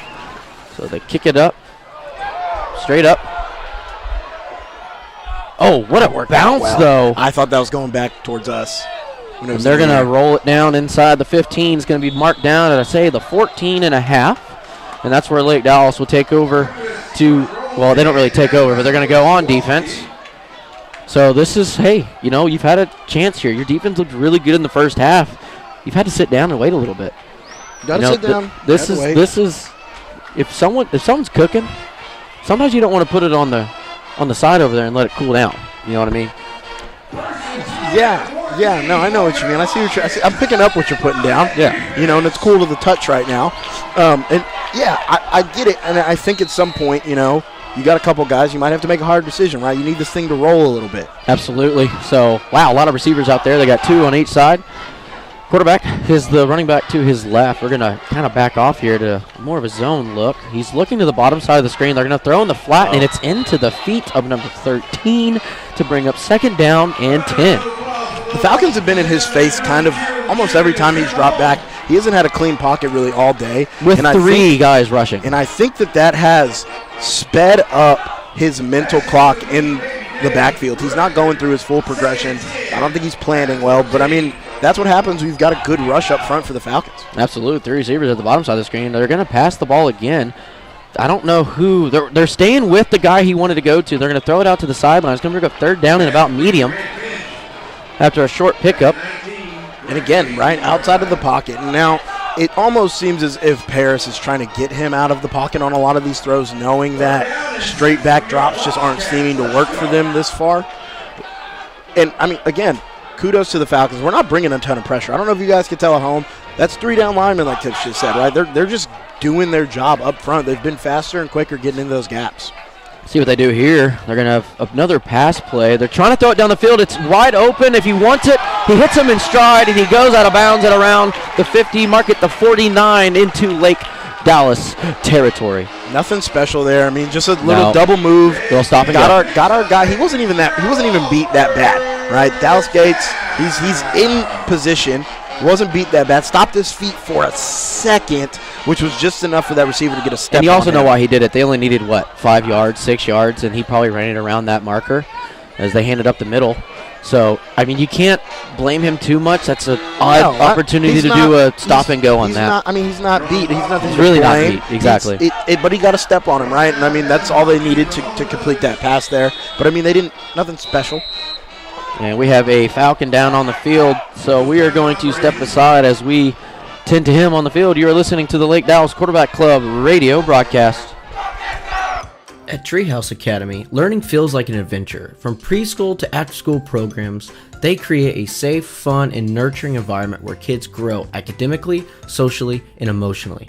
With experienced teachers, hands-on learning, and plenty of playtime, the Treehouse Academy is more than a school. It's a place to grow. Treehouse Academy, quality care for all children. Located right here in Corinth, Texas.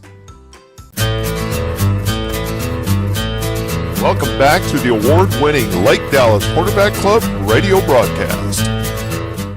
And that looked to be in the area of a cramp. They had the leg up, trying to stretch him out. So hopefully, I do believe that was it Lane Hedges? It was one of the guys. I can't see it. Lane Hedges is still out there, so that would have been, I think, Reed.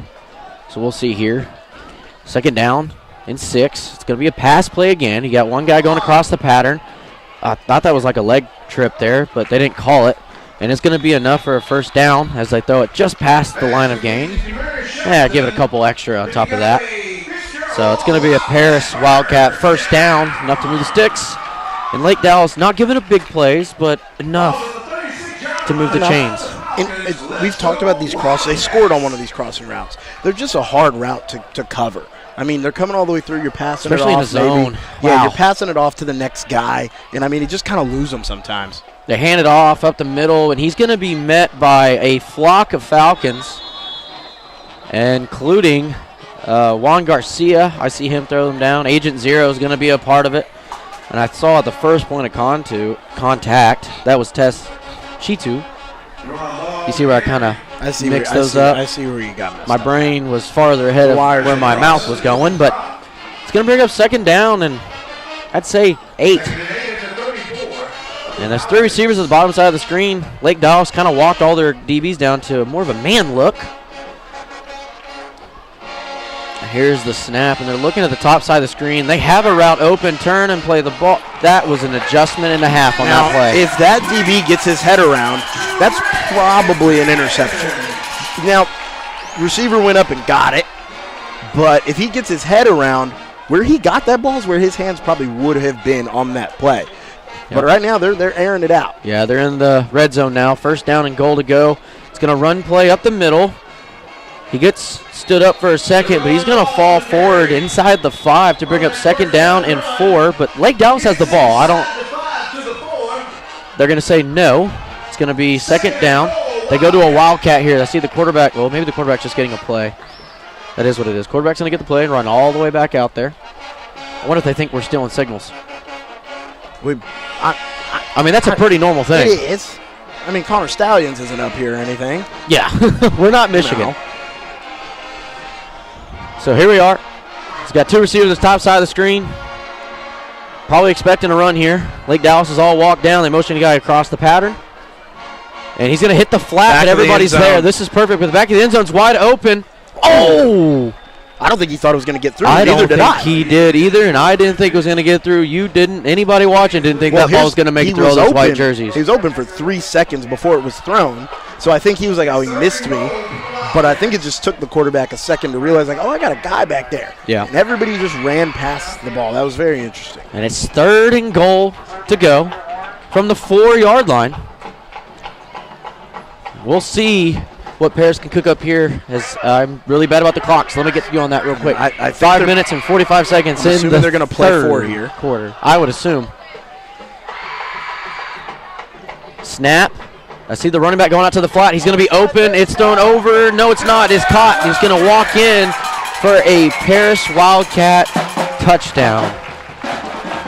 And that's just something you don't want to see, Bob. It's not. And, I mean, they've seen something on film at halftime here to show a way to get these receivers open. A few things that we've seen so far. 1, double moves. They've ran a couple different routes that were double moves here. Both big plays on the top side of the field were a double move play they ran. Second, deep crossers they've been a problem for the Falcons all year, I'll say, has been deep crossers. Deep crossers on offense has worked for them, and also sneaking that back out of the backfield. They've worked on that the last few times. They scored on it here. I expect to see them run those three things pretty consistently up and down the field every time they touch the ball. But we're back over here to the Falcon offense. They got to put together a good drive, and they got to answer. All right, whenever you get into a fight and you get hit, you either got to decide you're going to hit someone back or you're going to lay down. And I don't expect the Falcons to lay down at all. Absolutely. Yeah, Lake Dallas currently trailing to Paris 20-13 with 5 minutes and 40 seconds left in the third quarter.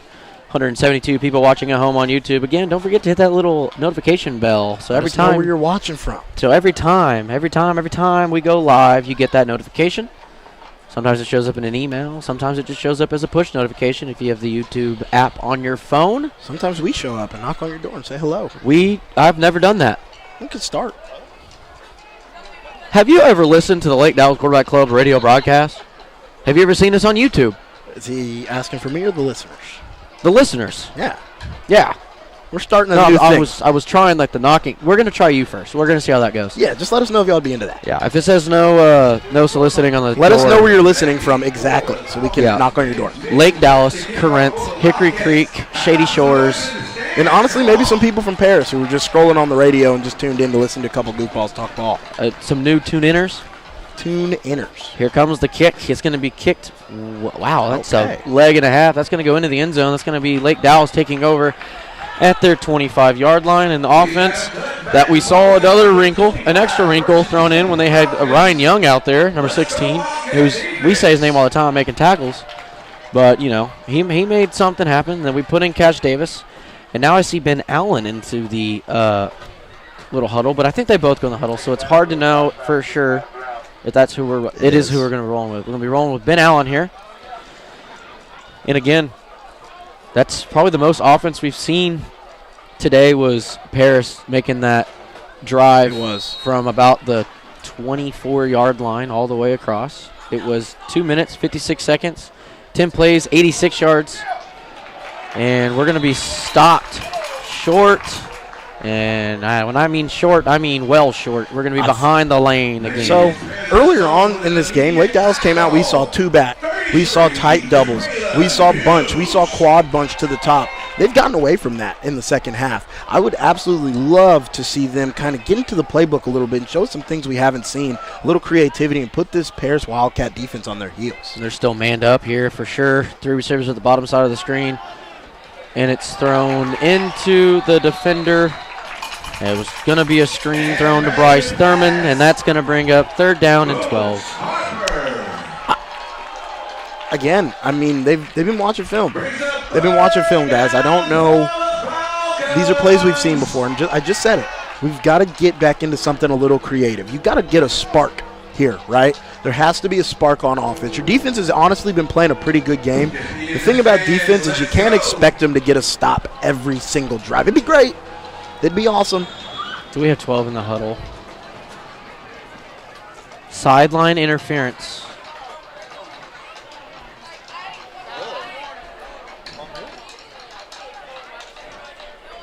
Who? Is it? I don't know. I see coaches over there upset. He said. Dead ball. Unsportsmanlike conduct. Lake Dallas sideline. Well, that's not great. Me oh my. All right, now you just run a screen and you're going to punt the ball away. I mean, I don't really know what else to say here. I don't even know if you run a screen right now. They just tried to run one on second and long. That didn't work. That got batted down. I'm thinking you're probably handing this ball off to Bryce Thurman, trying to get some room for Cooper Dinaha to punt one down here and put them down in their own territory. Yeah, it's 3rd down in a country mile, and that makes sense because we're in Paris, and it's a Paris mile. Oh, no, Ben Allen's going to step forward. He's going to run. He's going to find a lot of extra yards here. I mean, a lot of extra yards. Yeah. Wow, he made it. I mean, he's kind of making you think. Do you go here? Maybe. My thing, the reason I'm okay, we're going to punt, and I'm kind of conservative on these kind of things. I think they punt here. I would have punted here. The only thing that you think about is you go over there and you tell your defense, you said, hey, we're punting this, and then we're getting the ball back. Yeah, 4th down and 3 to go on your own 32-yard line. That is not a place you really go for it. I'd say if we didn't just allow a really long drive, maybe there's a chance. So ball snapped to Cooper. He's going to heave it. It's got a really good roll on it, but it checks up, unfortunately, but there it catches up, and it's going to roll inside the 30. Going to be marked down at the 28-yard line, and that's where Paris is going to take over with 4 minutes, 12 seconds, leading by 7 over your Lake Dallas Falcons. We got a lot of tune-inners from throughout Denton County. What county are we in right now? Johnson. Are we really? I have no idea. Did you just make that up? I didn't make it up. I think Johnson is a county, but I don't know if this is that one. All right, tune-inners, figure out what county Paris is in. I don't mean a parish. So, anyway. Did you say the parish? Also, did anybody, if you're listening here from Paris, you guys stop by and see the little tower? The little Eiffel Tower here? They do have one of those. With a cowboy hat. If those of y'all aren't familiar with Paris, Texas, there is definitely an Eiffel Tower down here. Yeah, mi madre said go take a picture with it. Did you? We did not. It's going to be a handoff. They're going to give it to the receiver at the bottom side of the screen. He's going to run out of bounds after a gain of, I'll give him 1. I'll be nice. I'll give him 1. Well, they gave him 1. It's 29-yard line. They had it marked at the 28. It's going to be 2nd down and 9 for Paris. And, we were talking about the adjustments. They were watching film. One thing that leads into that is the addition of having the iPads on the sidelines and taking them into halftime to show kids film. Like, this is what we mean. The days of the quarterback, but the coach walking up to the board and drawing a bunch of X's and O's and saying, fix this mess. Stay upfield. Yes. That's a sack. No, it's not. They're going to let him play. He should throw it out of bounds, and he's going to run forward. He's going to get enough for a first down. You got to play through the whistle. I get it. You don't want to get a rough in the passer call. You think ref's going to blow it dead. These refs have let him play a little bit today on those things. That is one of those things that you just can't have. You go from probably having them, 3rd and 105, and now it's 3rd and 1. You know what I mean? Yeah, they got to get off the field. They would have been near Route 82 over there, but instead they're sitting there. 3rd and 1. 3rd and 1. You got to make up for it right here. So here we go. This is a big stain on your head moment for your Lake Dallas Falcons when it comes to defense. There's a jumbo package. They're going to run it up the middle. It's going to be enough, barely, for a first down. They're going to be right at the line of gain, and what they do is that's equal. If it's even, it's leaving. Move the chains.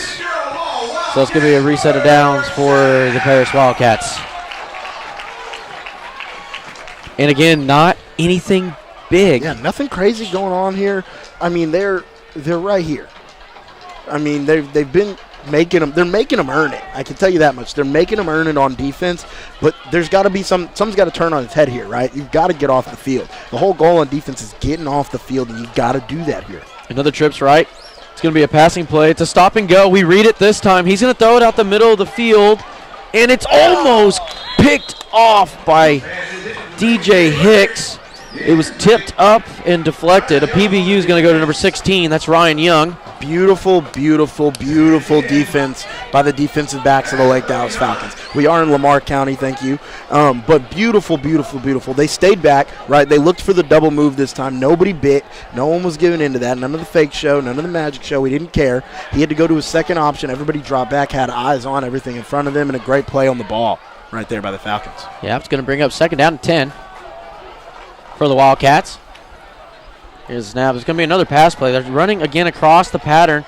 He's going to throw it out, but Dallas Gates with a pass breakup. We're good. So it's going to bring 3rd down and 10. Oh, give me 15 right there. That's 15. Yes, sir. Yeah, it is. Sure is. Back them up. Maybe a bit of a flop, but hey. Not at all. No, it wasn't. That was a full push. I watched that happen from the start. That was a full geared up Wait, that's push. 2 on him. He's ejected. Yeah, he's got to go. That's 2 on number 13. That's an ejection. He waited for him to come back and then shoved him in his chest. That's 2. He's got to go. They know. I think the coaches know.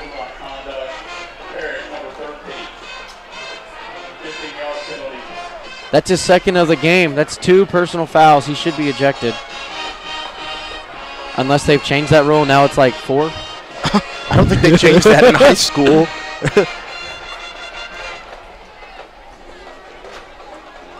Got to keep your composure. You do. And that's both sides, honestly. Like if it's a close contest like this, like it has been all night since kickoff. You know the funniest thing about getting unsportsmanlike conduct like that in football? It's the only sport where you're actively allowed to go get your get back in the field of play.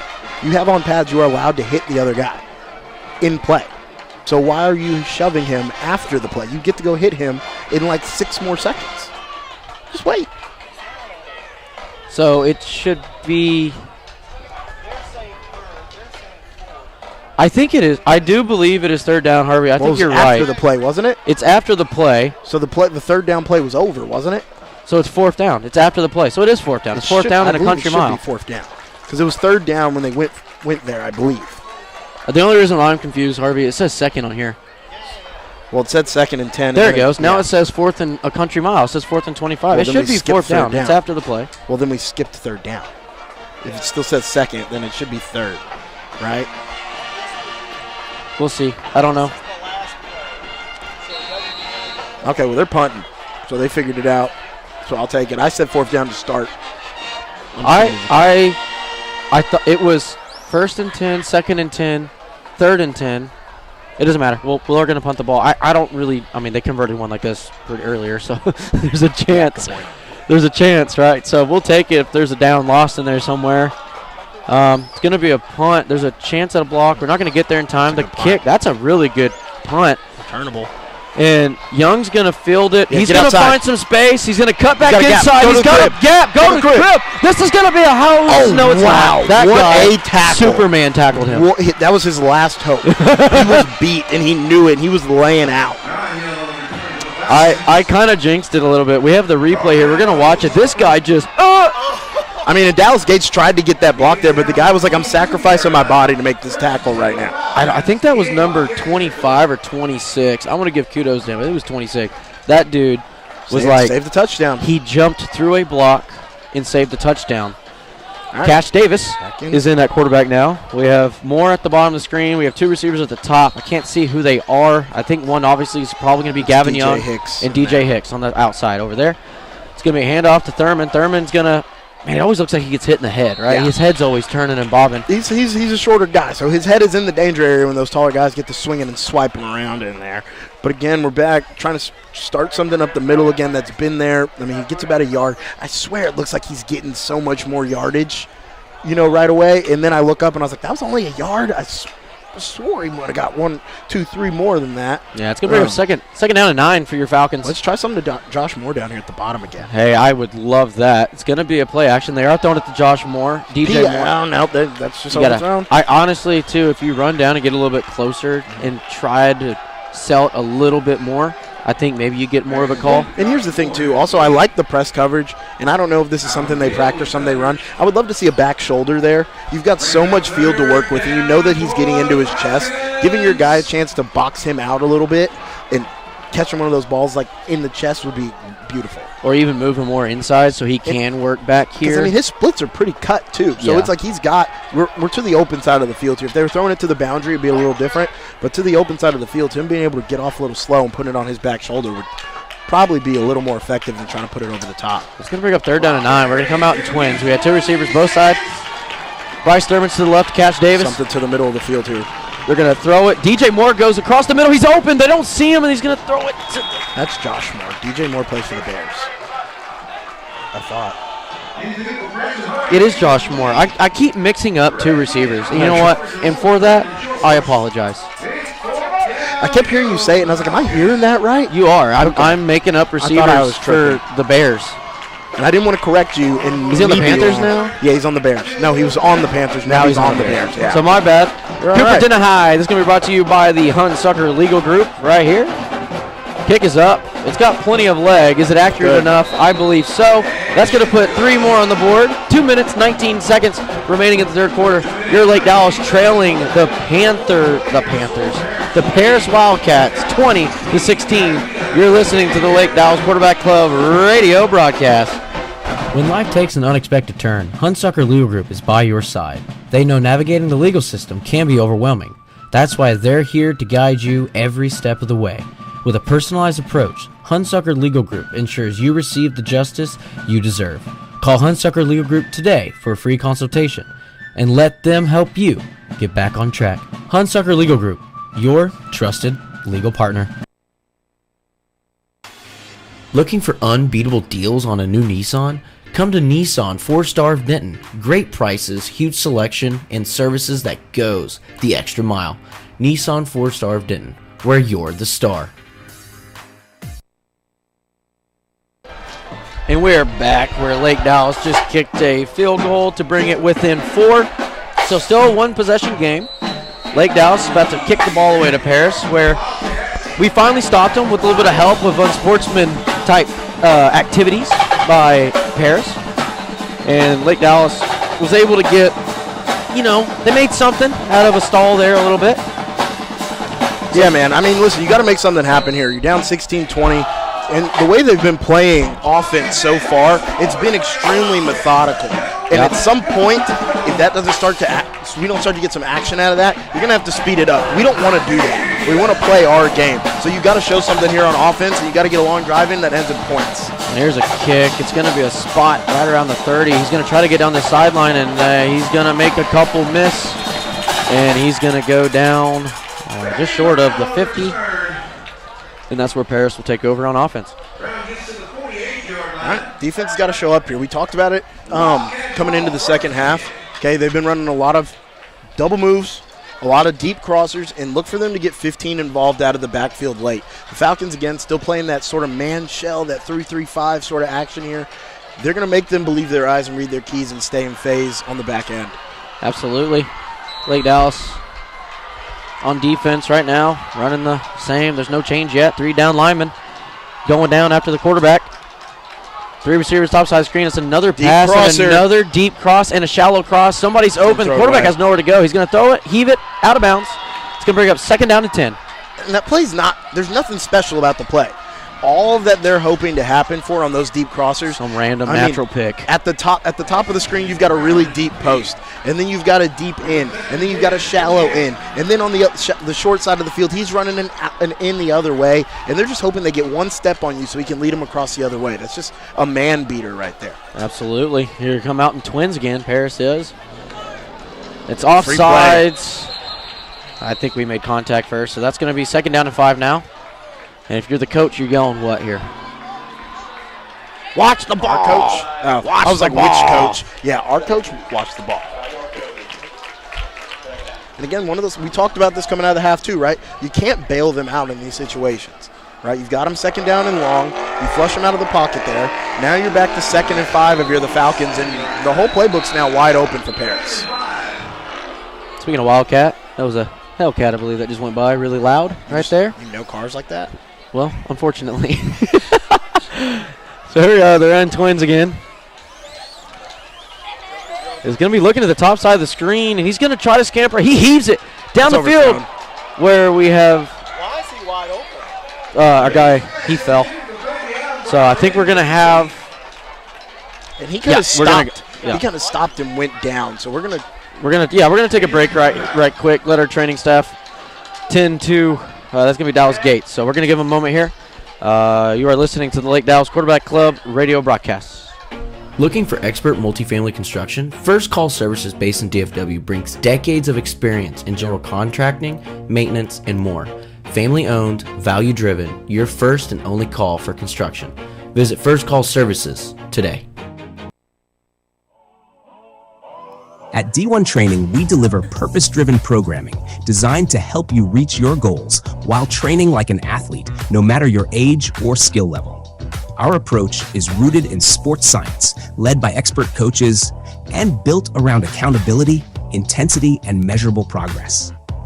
Whether you're a student athlete trying to make a team or an adult rebuilding strength and confidence, we train with intention, set goals, achieve results. Sweet Hufine Chevrolet in Louisville, where the prices are so low, so low, so low, so low.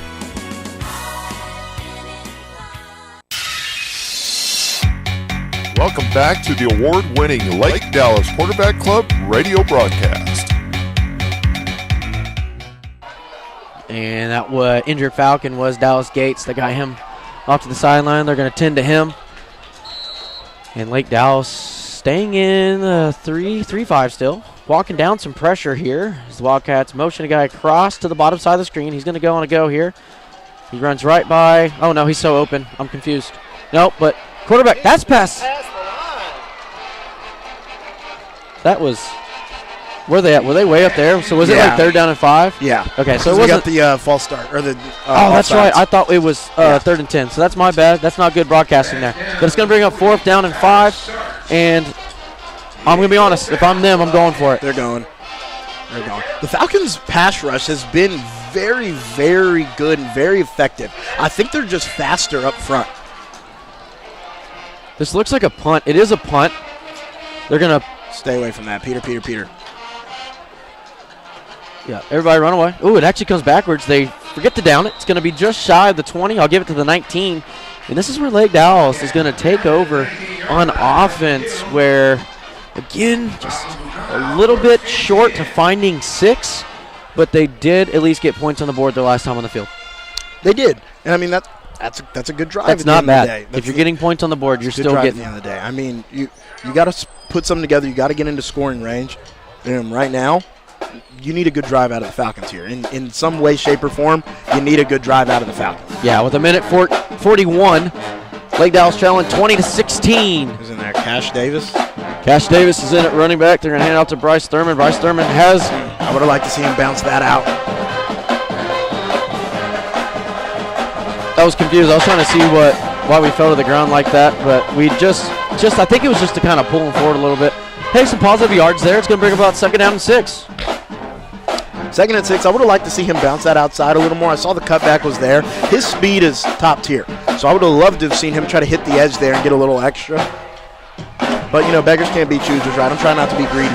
Yeah, they're going to go trips. Look at that. Trips to the top side of the screen. Trips empty side down here. Tight end at the end. Tight end. Hey, this is another one of those. We did it at the sniffer back position earlier. Now we can run that same little trick, try to sneak them out.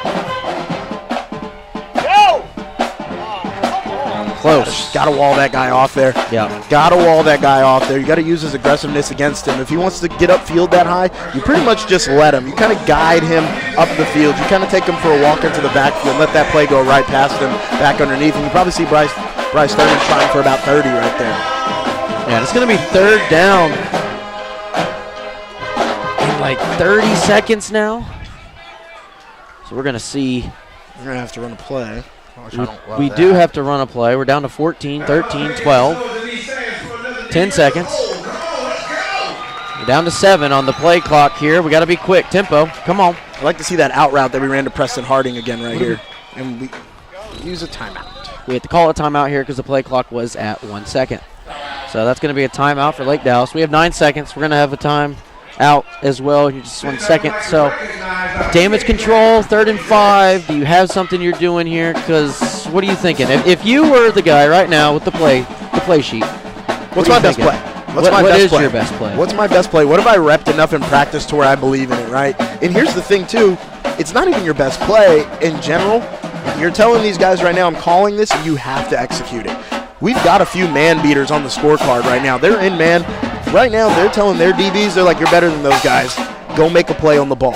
So you got to make your guys believe and know that they are better. We have mismatches. DJ Hicks is a mismatch. Josh Moore is a mismatch.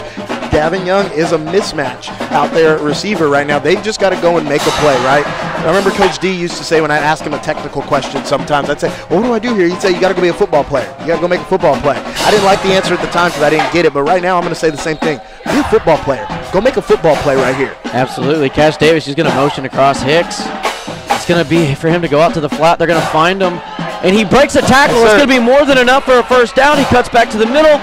He goes down at the 45-yard line, and that's going to be the end of the 3rd quarter.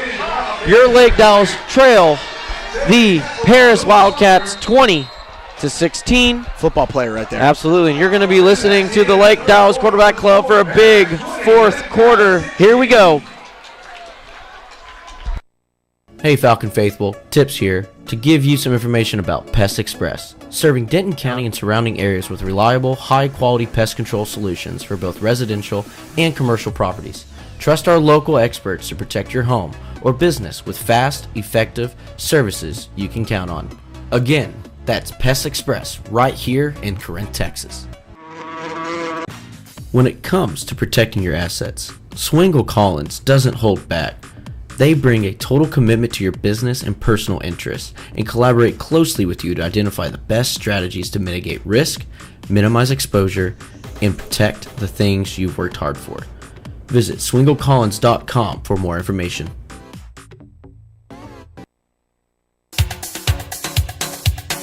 Welcome back to the award-winning Lake Dallas Quarterback Club radio broadcast.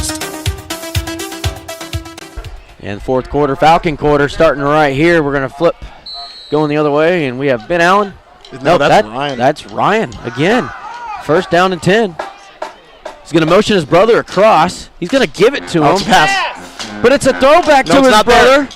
Okay, it is. Hey, I'll take it. It's better than anything else that could have happened. Made something out of nothing. Better than anything else that could have happened. That actually worked really well that he got caught up in the backfield. Well, him getting caught up is what made it not open. Because they saw him stop, and they were like, why is this kid not trying to get to the edge? And all of those defenders put their feet in the ground and said, where's the threat? Where's the threat? And they were coming back hard. So that's why I was like, don't throw that. Yeah, you're not – that reminds me of whenever you're a D lineman and you're running through and you're like, oh, yeah, I got a sack. And then you realize it's a screen. You're like, oh, crap, I'm going to get yelled at. Where are you going, son? You're not that good. You're not that good. So, Cash Davis is back in. Come here, Gavin. He's going to hand it. No, he's looking right at Gavin. He throws it. There's a hold. There's another hold and no hold. And just got to put that ball on it. You've got to give that guy a shot, right? If you're looking there and you say, that's my guy, that's where I want to get the ball to, that ball's got to be in the radius to where he at least gets a chance to put a hand on it. Right, because if not, we're just throwing away possessions. We're throwing away drives. It's a big third down right here for the Falcons. I believe you're playing 4 here anyway. It's third down and short, right? So if you have 2 plays, you can get 4. Whatever they run here will tell you. I think they're playing 4 regardless, but whatever this play is will tell you pretty confidently if they're playing 4 or not. I'd say no penalties here. No penalties here. All right, we have 2 receivers bottom side. We have Josh Moore in tight. Free play. No, it is not. There's no flag. But we're going to find DJ Hicks in open space. Skirt. First down. Oh, he got leveled, but hey, it's enough for a first down. Let's get move the sticks. Lake Dallas is marching into territory and having a shot at trying to make this game even or leaving. And here's the thing, too. You're down 4. You're down 4 right now, so you got to score. Absolutely. You got to score a touchdown. I mean, you can kick a field goal if you trust your defense. We're in Coop's range right here, but touchdown's much better.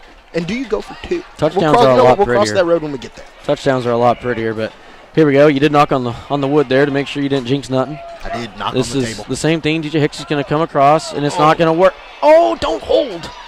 We got away with it, but we're going to be brought down for a loss of at least 5.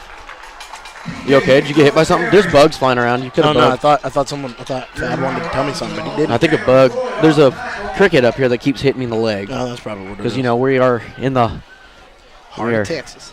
It's not really the heart. It's kind of like the left shoulder. I was just going to say we're not even inside the press box. It's the left shoulder of Texas. At least if it rained, we were semi-covered. Maybe. Anyway, we'll see. Starting to feel like football weather as well. Well, second and back, which again, second and a while. Didn't need to do. Just digging yourself a hole here if you're the Falcons. 10 minutes. Right? The play clock is already at 5. We're going to have to use another one. We can't burn one here. We have to. Here we go. We got it off. There it is. Throw it. He's got him. No. Just out of the reach. And it's going to bring up third down and a long way. Third and a long way. You know, I don't mind taking the shot there, but I would have loved to be more focused on getting about 7 or 8 back. Because now you're third and long. And again, I guess you're still probably playing 4. If that second down play tells me anything, you're comfortable getting 10 back here and playing 4 from 4th and 10, or you send Coop out to kick it from 30. Well, it'd be more of like a 40-yard field goal. But, I mean, I don't know. You kind of got yourself in a bind here. Yeah, I mean, if you get 10, there's a chance at a 40-yarder, right? We're going to spread it out. We're going to go empty. We haven't really seen empty at all today. Nope, this is the first time we see empty tonight. So let's see. Cash Davis. There's everybody in his face. And that's going to bring us down to the 50, and there's only one thing you can do here, and that's going to be to punt the ball away and have a shot at giving your defense. You know what we need? Really bad, because I'm starting to feel it start to trickle the way of Paris. Are you I'm talking about momentum, and I would love a little joker here. Maybe they muff this. I mean, Either they muff it or I'd love it to be pinned deep. Yeah, that's a great punt. It is returnable. Oh, his knee's down. Okay, it's not. Okay. Doesn't matter. He's down back there. Yep. Take it. I think he actually ended up losing the yards. What did we talk about also earlier on? We talked about a little blocking, right? We want to say they're playing man, and when you want to beat these man routes, he needs an extra second to drop back and survey the field and wait for those routes to clear. Right there we go empty, right? Everybody's trying to wait for their route to clear. Cash didn't have enough time to really set back and let that ball fly there. Yeah. And that Panther, I keep saying Panther because we talked about Panthers and then Paris, and it's a cat. You talked about Panthers. Yeah, never that's my fault. But it's fair. But here's the thing now. Your defense is in a tough position. They've kind of kept you propped up all night, I'll be honest. I know the score might look 20-16. What do you mean? But they've kept this game pretty close. They've made some big plays, and they've got off the field when it counts. Yeah, I'd love a turnover here, though. I really would. would. Only been one touchdown for the Falcon offense tonight. And it's going to be brought down. I'm going to have to get a number. There's too many people around it to really, truly tell you. Still don't know. I'm seeing Tess Shitu in there. Yeah, Tess Shitu. It's DJ Dallas Gates. No, who's 20? 40. That's Tyrus Starks in there again. Who's 20? 20 is going to be Sebastian Costa. He's in there, too. He was in there. I don't see Paris putting the ball in the air here unless they just absolutely have to. So, I mean, you really got to hit somebody, wrap up, fly to the ball. We're already at 8:32. They finally snap, and they're throwing it immediately after you said that. Quarterback scampering. He's trying. Stay on your feet. And he's going to go out of bounds That's after a gain of maybe 1 or 2. He goes out of bounds. That stops the clock. I'll take it. 8 minutes, they didn't, 25 seconds. I didn't think they needed to drop back and throw there. I mean, I know you don't want to play to lose. They're trying to get something happen here. They like the matchups they have on the outside. They've proved they've won a lot of these wide receiver DB matchups in the second half. But you'd think that second down and about 6, they run it for 3-4 there, then maybe you see what's going on. And he runs out of bounds, stops the clock for us. We need all the time we could get here in the fourth quarter. And they're going to come out in 2 receivers each side. 1 running back to his right.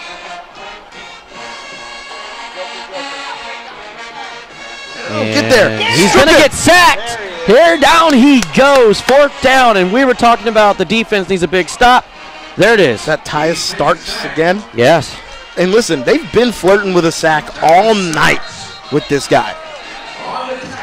Who's blowing a whistle? What happened? What happened?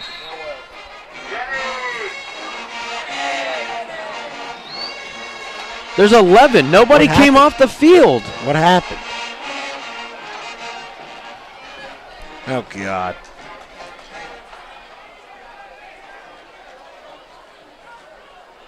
Gosh, I wish I was on the sideline right now. Counting's hard.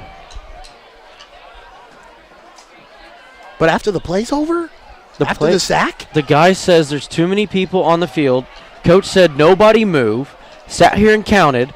There's 11. And he's like, what are we doing?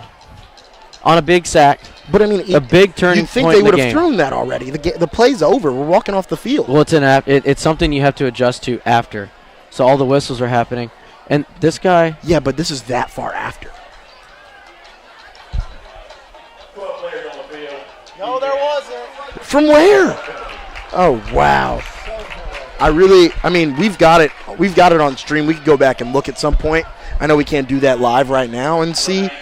But you guys mark this and go back and see how many guys are on the field at some point at the 8:01 mark in the fourth quarter for the Falcons. Because we didn't see anybody come on or go off. I mean, probably since first down. I'm sorry for the pause. I'm actually mind blown. That says it would have been 4th and a long way. Lake Dallas getting the ball back. I hear all the whistles. I'm looking. There's a flag, and he's immediately signaling for an illegal substitution. The clock is also running. We're now under 8 minutes, 7 minutes and 55 seconds. New set of downs for Panther Creek. Come on now. And here's a snap. It's low. They're going to hand it off the middle. Big stop there by number 0. That's Agent 0, Nathan Cornist. Great play. The Falcons have been smothering the run. We've talked a lot about Paris's run defense, but I don't want to take anything away from these Falcons, right? On the ground, they've held them to, I don't know, it's not there. Harvey's updating it, but it's not a lot of yards. And when Harvey gets it updated, I'll give you. It said 237. He had to that's fix it. not enough. 66 yards on the ground for 22 rushes. That's about 3 yards a carry right there. I wasn't good at math, so maybe my math teachers are watching. Yeah, they're going to throw the ball again. Somebody get there. Stuck. And there's a sack. Wait, I'm looking. That one will count. Hang on, stop. 1, I'm scanning. 2, 3, 4, 5, 6, there's 11 people on the field. We're good. We're good. So that's going to bring up 3rd down and a country mile for Paris. 2 timeouts. 2 timeouts. Trailing No by time 4. comes off the clock. Just field this punt to start off with, and then we'll go from there. So we'll see here. We got Ryan Young back there to field the punt. Still waiting. Is that a new punter? No, I think that's the kid who Is hit that the booming one earlier. All right, we'll see what he does here. And it's a decent punt. It's going to go out near the 50. Oh, my gosh! Talk about a bailout. All I said was field the punt. Did I not? Talk about a bailout. Did I not just say just field the punt and we'll go on from there? I don't need the extra stress. I really don't. An update, if you don't see the chat, I do. Salina, that won the state title last year, is currently tied with Panther Creek, 21 apiece going into the 4th quarter. Any of you guys keeping track at home? District did start, so we play both those teams this year. Yes, that is something that we normally have up, but we have no room, so sorry about it. It is what it is. So one less monitor. Harvey normally running about 28 monitors over here. Today, we have 3. And he's not happy about it. Harvey really wishes he had his other 12 monitors. That we're talking about, we wish you had all 12 of your monitors. Today, you only have 3. But it's going to be Ben Allen running to the bottom side of the screen. A big block. He goes down inside the 30. And that's a big pickup. Clock's going to stop for the chains to move with 6 minutes and 11 seconds. Take what they give you here if you're the offense for the Falcons, right? You don't want to, if you're Ben Allen, you do not want to force anything. I've said it all day that I like our guys, right? And you got to give them an opportunity to. If that thing looks close, I like Ben Allen's legs, man. Just take that ball and get what you can get here. Okay, this is too crucial, and we need peak ball security here if you're the Falcons. Yeah, clock's running. It's just now under 6 minutes to go in the 4th quarter. Lake Dallas still trailing by 4. And he's going to run. He's going to get stopped behind the line of scrimmage. And clock's still running. We're looking at about 5:45 in the 4th quarter. And you don't want to go backwards, and we went backwards a lot, unfortunately. It's the second time we've put ourselves in a 2nd and long from a play that just kind of rolled its way outside. It's inconceivable that there's not a talking point at some point like, hey, guys, we cannot go backwards here. There's probably 2 plays in the playbook for 2nd and long. 1 is Hail Mary, 2 is a screen pass. Let's add 3 as a draw. Absolutely. That's about what you got here. 5 minutes, 15 seconds now. Motion DJ Hicks across. They're going to fake it to him. Ben Allen's going to keep it, and he's going to go down after another loss of a yard. Bring it up 3rd down and a Paris mile. 5 minutes, 4 seconds. Clock running. Lake Dallas has 2 timeouts, still trailing 4 in this ball game. I mean, listen, we said it. There's three plays you can run from there. They run one of the 3. Doesn't go anywhere. Haven't been able to run the ball today. This is just a situation. There's not a lot you can do from this situation. I'd like to be like, oh, we should have ran that. We should have ran this. We shouldn't be 3rd and 24. That would make a lot of this make a little more sense. But here we are, and we got to run what we got. We've got a seam right here. Let's look for DJ Hicks somewhere up the seam or Josh Moore at the top of the screen on an island. Ben Allen in the shotgun. He's going to throw it out to Thurman. Thurman's going to be brought down, and it's another loss. 4 minutes, 20 seconds left in the 4th quarter. And I don't mind the play call. Again, how many plays did I say you could run from that far away? We ran the draw, and we ran the screen. But if you're going to run the screen, you got to make the block that's going to spring the screen open. And this is going to force Coach Young's hand here. He's going to punt. He's got 2 timeouts. He has a lot of trust in his defense. So we're under 4 minutes now. Lake Dallas trailing by 4, 20-16 to the Paris Wildcats. Cooper's going to punt the ball up. It should hopefully stop. No, it is not. It's going to roll all the way into the end zone. And it's going to be spotted at the 20, so a short punt after the touchback with 3 minutes and 45 seconds left in the 4th quarter. And now, if you think about it, if you're going into coaching, the coaching mindset here.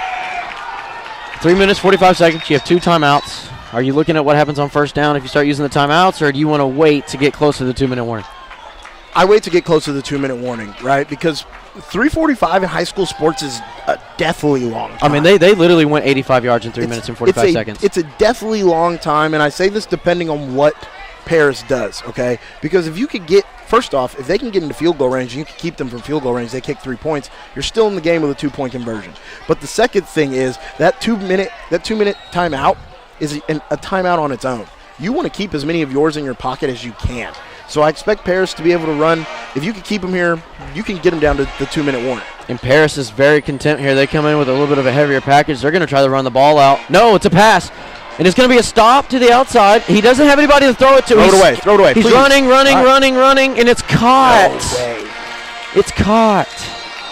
I mean, listen, if they want to throw the ball, that stops the clock. Now, he completes that. That's not great for us. But it seems like they want to go get one more. The Falcons absolutely have to capitalize on Paris being a little hard-headed here, actually, because I think everybody expected them to run the ball here. Maybe that's why they decided to throw it, but that's risky. Look, they're trying to get a heavier package in, but they're out here, the guy's stretching. Luckily, they have time. 3 minutes on the dot. 13 left on the play clock. They're going to have to take a timeout here. That's what they're going to do. They're going to walk over, take a timeout. So, I mean, we're now 2:50. Clock's still running. Paris calls a timeout right when the clock hits 0. So, with 2:49. Salina 28. Panther Creek 21 with 6 minutes left in the fourth. Thank you for the update. This kind of forced. I mean, it gets tricky. If it's second down, you're Coach Young. You wanted to call a timeout. Maybe if you held them farther back. You're also hoping for an incompletion. Since it's caught, the clock keeps running. And here's the thing, too. I mean, pass, run, trick play, second and short, 2:49 left. You've got the lead. They can kind of do whatever they want. They're going to dictate this. Right now, Paris is the puppet master of this game. It's in their hands. Whatever they kind of want to do, Lake Dallas has to react to, and they've got to hit hard right here, okay? Any blitz package you have dialed up, anything fancy that you haven't shown on film yet that you have dialed up that you've been saving, right now is the time to do it. If you can get a tackle for loss here, put Paris on their heels at maybe 3rd and 6, 3rd and 5, you got a chance at using that 2-minute timeout as your own timeout and saving all 3 for the next play. 2. But here it is. It's a handoff up the middle. It's going to be stood up. He's short. He tries to go back in again. He's going to have enough. That's going to be a first down. So I think what's going to happen here. This is probably going to go down right before the 2-minute timeout. Yeah, so it'll be right before the 2-minute timeout. They're going to run a play. So what's going to happen is it's going to tick down to probably about 2:10. They're going to have to run a play. The Falcons hopefully stop that sometime in that 10 seconds. You want to get it stopped around 2:03. 2:02. Coach Young is going to be standing right next to the closest referee, and he's going to be jamming a timeout signal into his face to get one before the 2-minute timeout and hopefully use the 2-minute timeout as his own personal timeout prior. Here we go. That's what we need. They're going to hand the ball off up the middle, and he falls down. That's forward. too much. That might. And that's going to be a first down. So we're not going to use the timeout. We're going to go to the 2-minute timeout, and we're going to move from there. That's just too easy for Paris. They haven't done that all game, and when you need it, you give them 11. Yep, and with that 2-minute timeout, we're going to take a timeout as well, I think. No, we're not. We're going to stay here real quick and talk about what you're kind of thinking here, right? So they got a new set of downs. We just have to kind of scratch what we said about jamming that timeout before the 2-minute warning. Now, how are we going to use the 2 timeouts after the 2-minute warning? Because now it's not going to help you. You just use them. I mean, you don't have really any other goal. I mean, you're talking to these guys right now. The plan to the defense is they're looking at these guys, say, first guy, hold them up. Everybody else, punch at the ball. Punch and rip at the ball. Now, on the other hand, Paris is saying, hey, when we hand you the ball, we don't care about a touchdown. We don't care about a first down. You put both hands over that rock, and you do not let anybody get it out. That's the goal right now. And for the Falcons, it is get this guy on the ground, and I'm calling a timeout. So first down, you're looking at hopefully giving him 3 yards and calling a timeout. Okay, so that's probably going to take you down to about 157. Hopefully 0, but I get it's going to take you down to about 157. You want 3 and under. They're going to run another play, right, and that's hopefully going to take you down to about 150, maybe less. After that, it's got about, 25 seconds on the play clock. they're going to have to run another play that's probably going to take you down to about, 120. If you can get off the field there, they're going to take that all the way down, call a timeout, and punt. 40 on the play clock, so they can really chew it away. Yeah, they can really. So they're going to have, if everything goes well. Oh, they almost messed that up. It's a big push. We're going to stop them there, and we're jamming our first timeout right here. If everything goes 152. well, 152. If everything goes well, the Falcons possibly get the ball back with, I'm going to say, probably 35 seconds and no timeouts left. Again, guys, I'm bad at math, so please bear with me. Wow, that's a good game. Anyway, that's what we've got here. We either get a strip and we get the ball back, or if Paris plays this the way I think they are, we're going to get the ball back, hopefully with a little bit of time left to run a couple quick plays, hook and ladder, couple quick outs, maybe a Hail Mary, and we're going to have to go from there. But we do see here Salina and Panther Creek are in a dogfight in the fourth quarter with about 6 minutes left, which is going to have large implications sometime down the road for playoffs, but that's a long way away. It's still hot out here. We're all in shorts, so we'll talk about playoffs when we get the hoodies on. I can kind of feel a little bit of a chill. Because there's nothing else out here, Tips. That is true. The concrete effect does not take effect out in Paris. Yeah, man. It's probably, Texas. It's probably a smooth 20 degrees chillier out here by the time we get back to the concrete jungle. I can't believe I just called Lake Dallas the concrete jungle. Well, compared to here, it is. Fair point. So, Paris with a heavier set package again, going in to try to run the clock even more. Lake Dallas, one timeout left, 152 left in this contest. It's going to be a handoff up the middle. He's trying to fall forward. And that's probably going to do it. That's probably going to do it right there. Now, something that we forgot to mention. Coach says, hey, stand them up. Everybody else goes for the ball. You still have to make the tackle in between all of that other nonsense going on. If any of you guys out there play a little bit of Madden, they'll tell you when you go for the strip in Madden, it lowers your chance of tackling someone. And we just saw that happen clear as day right there in front of us. Yeah. But this game's probably going to go ahead and trickle down. Yeah, that's... there's just, the Falcons don't have enough timeouts left. Nope. I know it says 3 on the scoreboard, but they have 1. Yes, they have one timeout left, and as we pretty much just wait for this clock to bleed out, that's pretty much going to do it there. Lake Dallas still trailing 20-16 with 1 minute and 9 seconds left on the clock. Paris is going to take a timeout here. That's interesting to me. I mean, I guess I get it. You get your guys some water, but I would have expected them to just kind of run a play. Not really sure. I wonder if this is going to be a conversation. This is a timeout. You let it trickle all the way down, and he's telling them, guys, they're probably going to lure you into some stuff. Don't fall for it. You know what I mean? Because if you think about it, with how this game ended for us last year, this is a game that you had circled. You're like, we cannot start District 0-1 again. Can't. You're playing uphill now, right? You've got to win. Most people say to go to the playoffs in District, you got to win about 5 games. You need some help. 6 will probably get you in. Right now, you're behind the 8 ball. You go and you play. Who do we have next week? Nevada? Yeah, it's homecoming next week. It's homecoming next week against Nevada. So you're looking to go 1-1. Again, you want to go 1-0 every week. But you're looking to go 1-1 against Nevada. And then you really got to win a couple big games. You know, you got to go on the road to Sulphur Springs. You got to see Salina. You got to see Panther Creek. Yep. And Paris is going to go into the victory formation. They kneel it down. And call one more timeout. Lake Dallas calls theirs just to play the mind games, pretty much. Hey, you want to make them make that snap, right? A lot of guys don't get under anymore. So, I mean, maybe you're hoping, hey, you know, this guy gets under. Maybe he bumbles the snap. Maybe he gets a little too excited. Maybe we dive on top of it. Under. We've seen that. We've seen Troy make something crazy. Yeah, I've seen crazier things happen. And I remember Josh Allen, when he was playing the Bills, they were on the goal line. He went to take a snap and take it and drop that in the – or he plays for the Bills, guys. I'm sorry. They were playing the Vikings 2 years ago. He went to take a snap, and he fumbled on the goal line. And that was a wild game. Wild game. The Vikings dove on that ball. They came back from, I believe, it was like 28-13.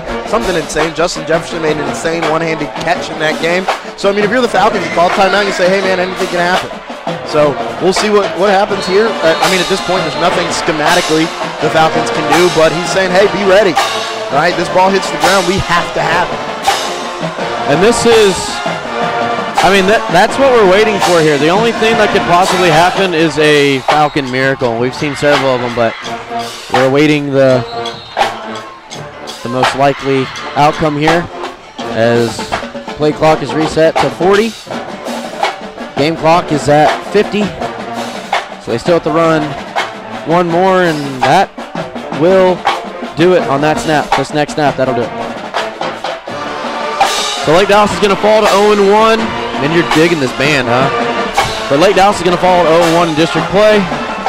We're going to have to just kind of wait and see what happens. You have to win next week to keep it at least an option. It's homecoming. Can't lose on homecoming. This isn't the way that they wanted to start district. When I talked to Coach Young last week, he spoke about the fact that they've been waiting for this one specifically. He knew last year that this was a game they were supposed to have. This was a game that they were supposed to win. This was supposed to catapult them into a 1-0 start and get the vibes right in the field house. They got some work to do. Okay, we had a stagnant offense. We've got some tough decisions to make on who's behind center, right? I think the key to unlocking this offense to its full potential is giving someone the keys and saying, hey, son, it's yours. Take it for a test drive, right? Let's go see how you like it. Because right now, they got some things to figure out, right? I don't think it was a bad game anyway. I just think that there were so many opportunities that they had to clean some things up, so many opportunities that they had to take the reins of this game, and they didn't do it, right? So this is going to be a tough one. I've been on the other end of a loss where you've got a 2.5-hour bus ride back. You definitely get to thinking about some things. It's a tough one. It's no fun, and these kids are going to have a long ride back to think about this one. And you know what? Hopefully it fuels them going into next week, going into homecoming, right? Put this one behind you and go win the rest of them, right? That's all you can do. We can only live in the present. We can live in the now. Right now you're 1-0. Next week you can be 1-1. That's all that matters is worrying about innovation. Absolutely. And with that, we're going to go ahead and wrap it up. Thank you, everybody that tuned in at home. Lake Dallas homecoming next week. There's a whole week of amazingness, so tune in. I won't be here with you guys. I'll be south of the border at the beach. Hey, I don't blame you. That sounds like a good vacation to have. It's going to be a good time. All right. We got to clean up. We appreciate you. Yeah, we got to clean up. So thank you so much for listening to the Lake Dallas Quarterback Club radio broadcast.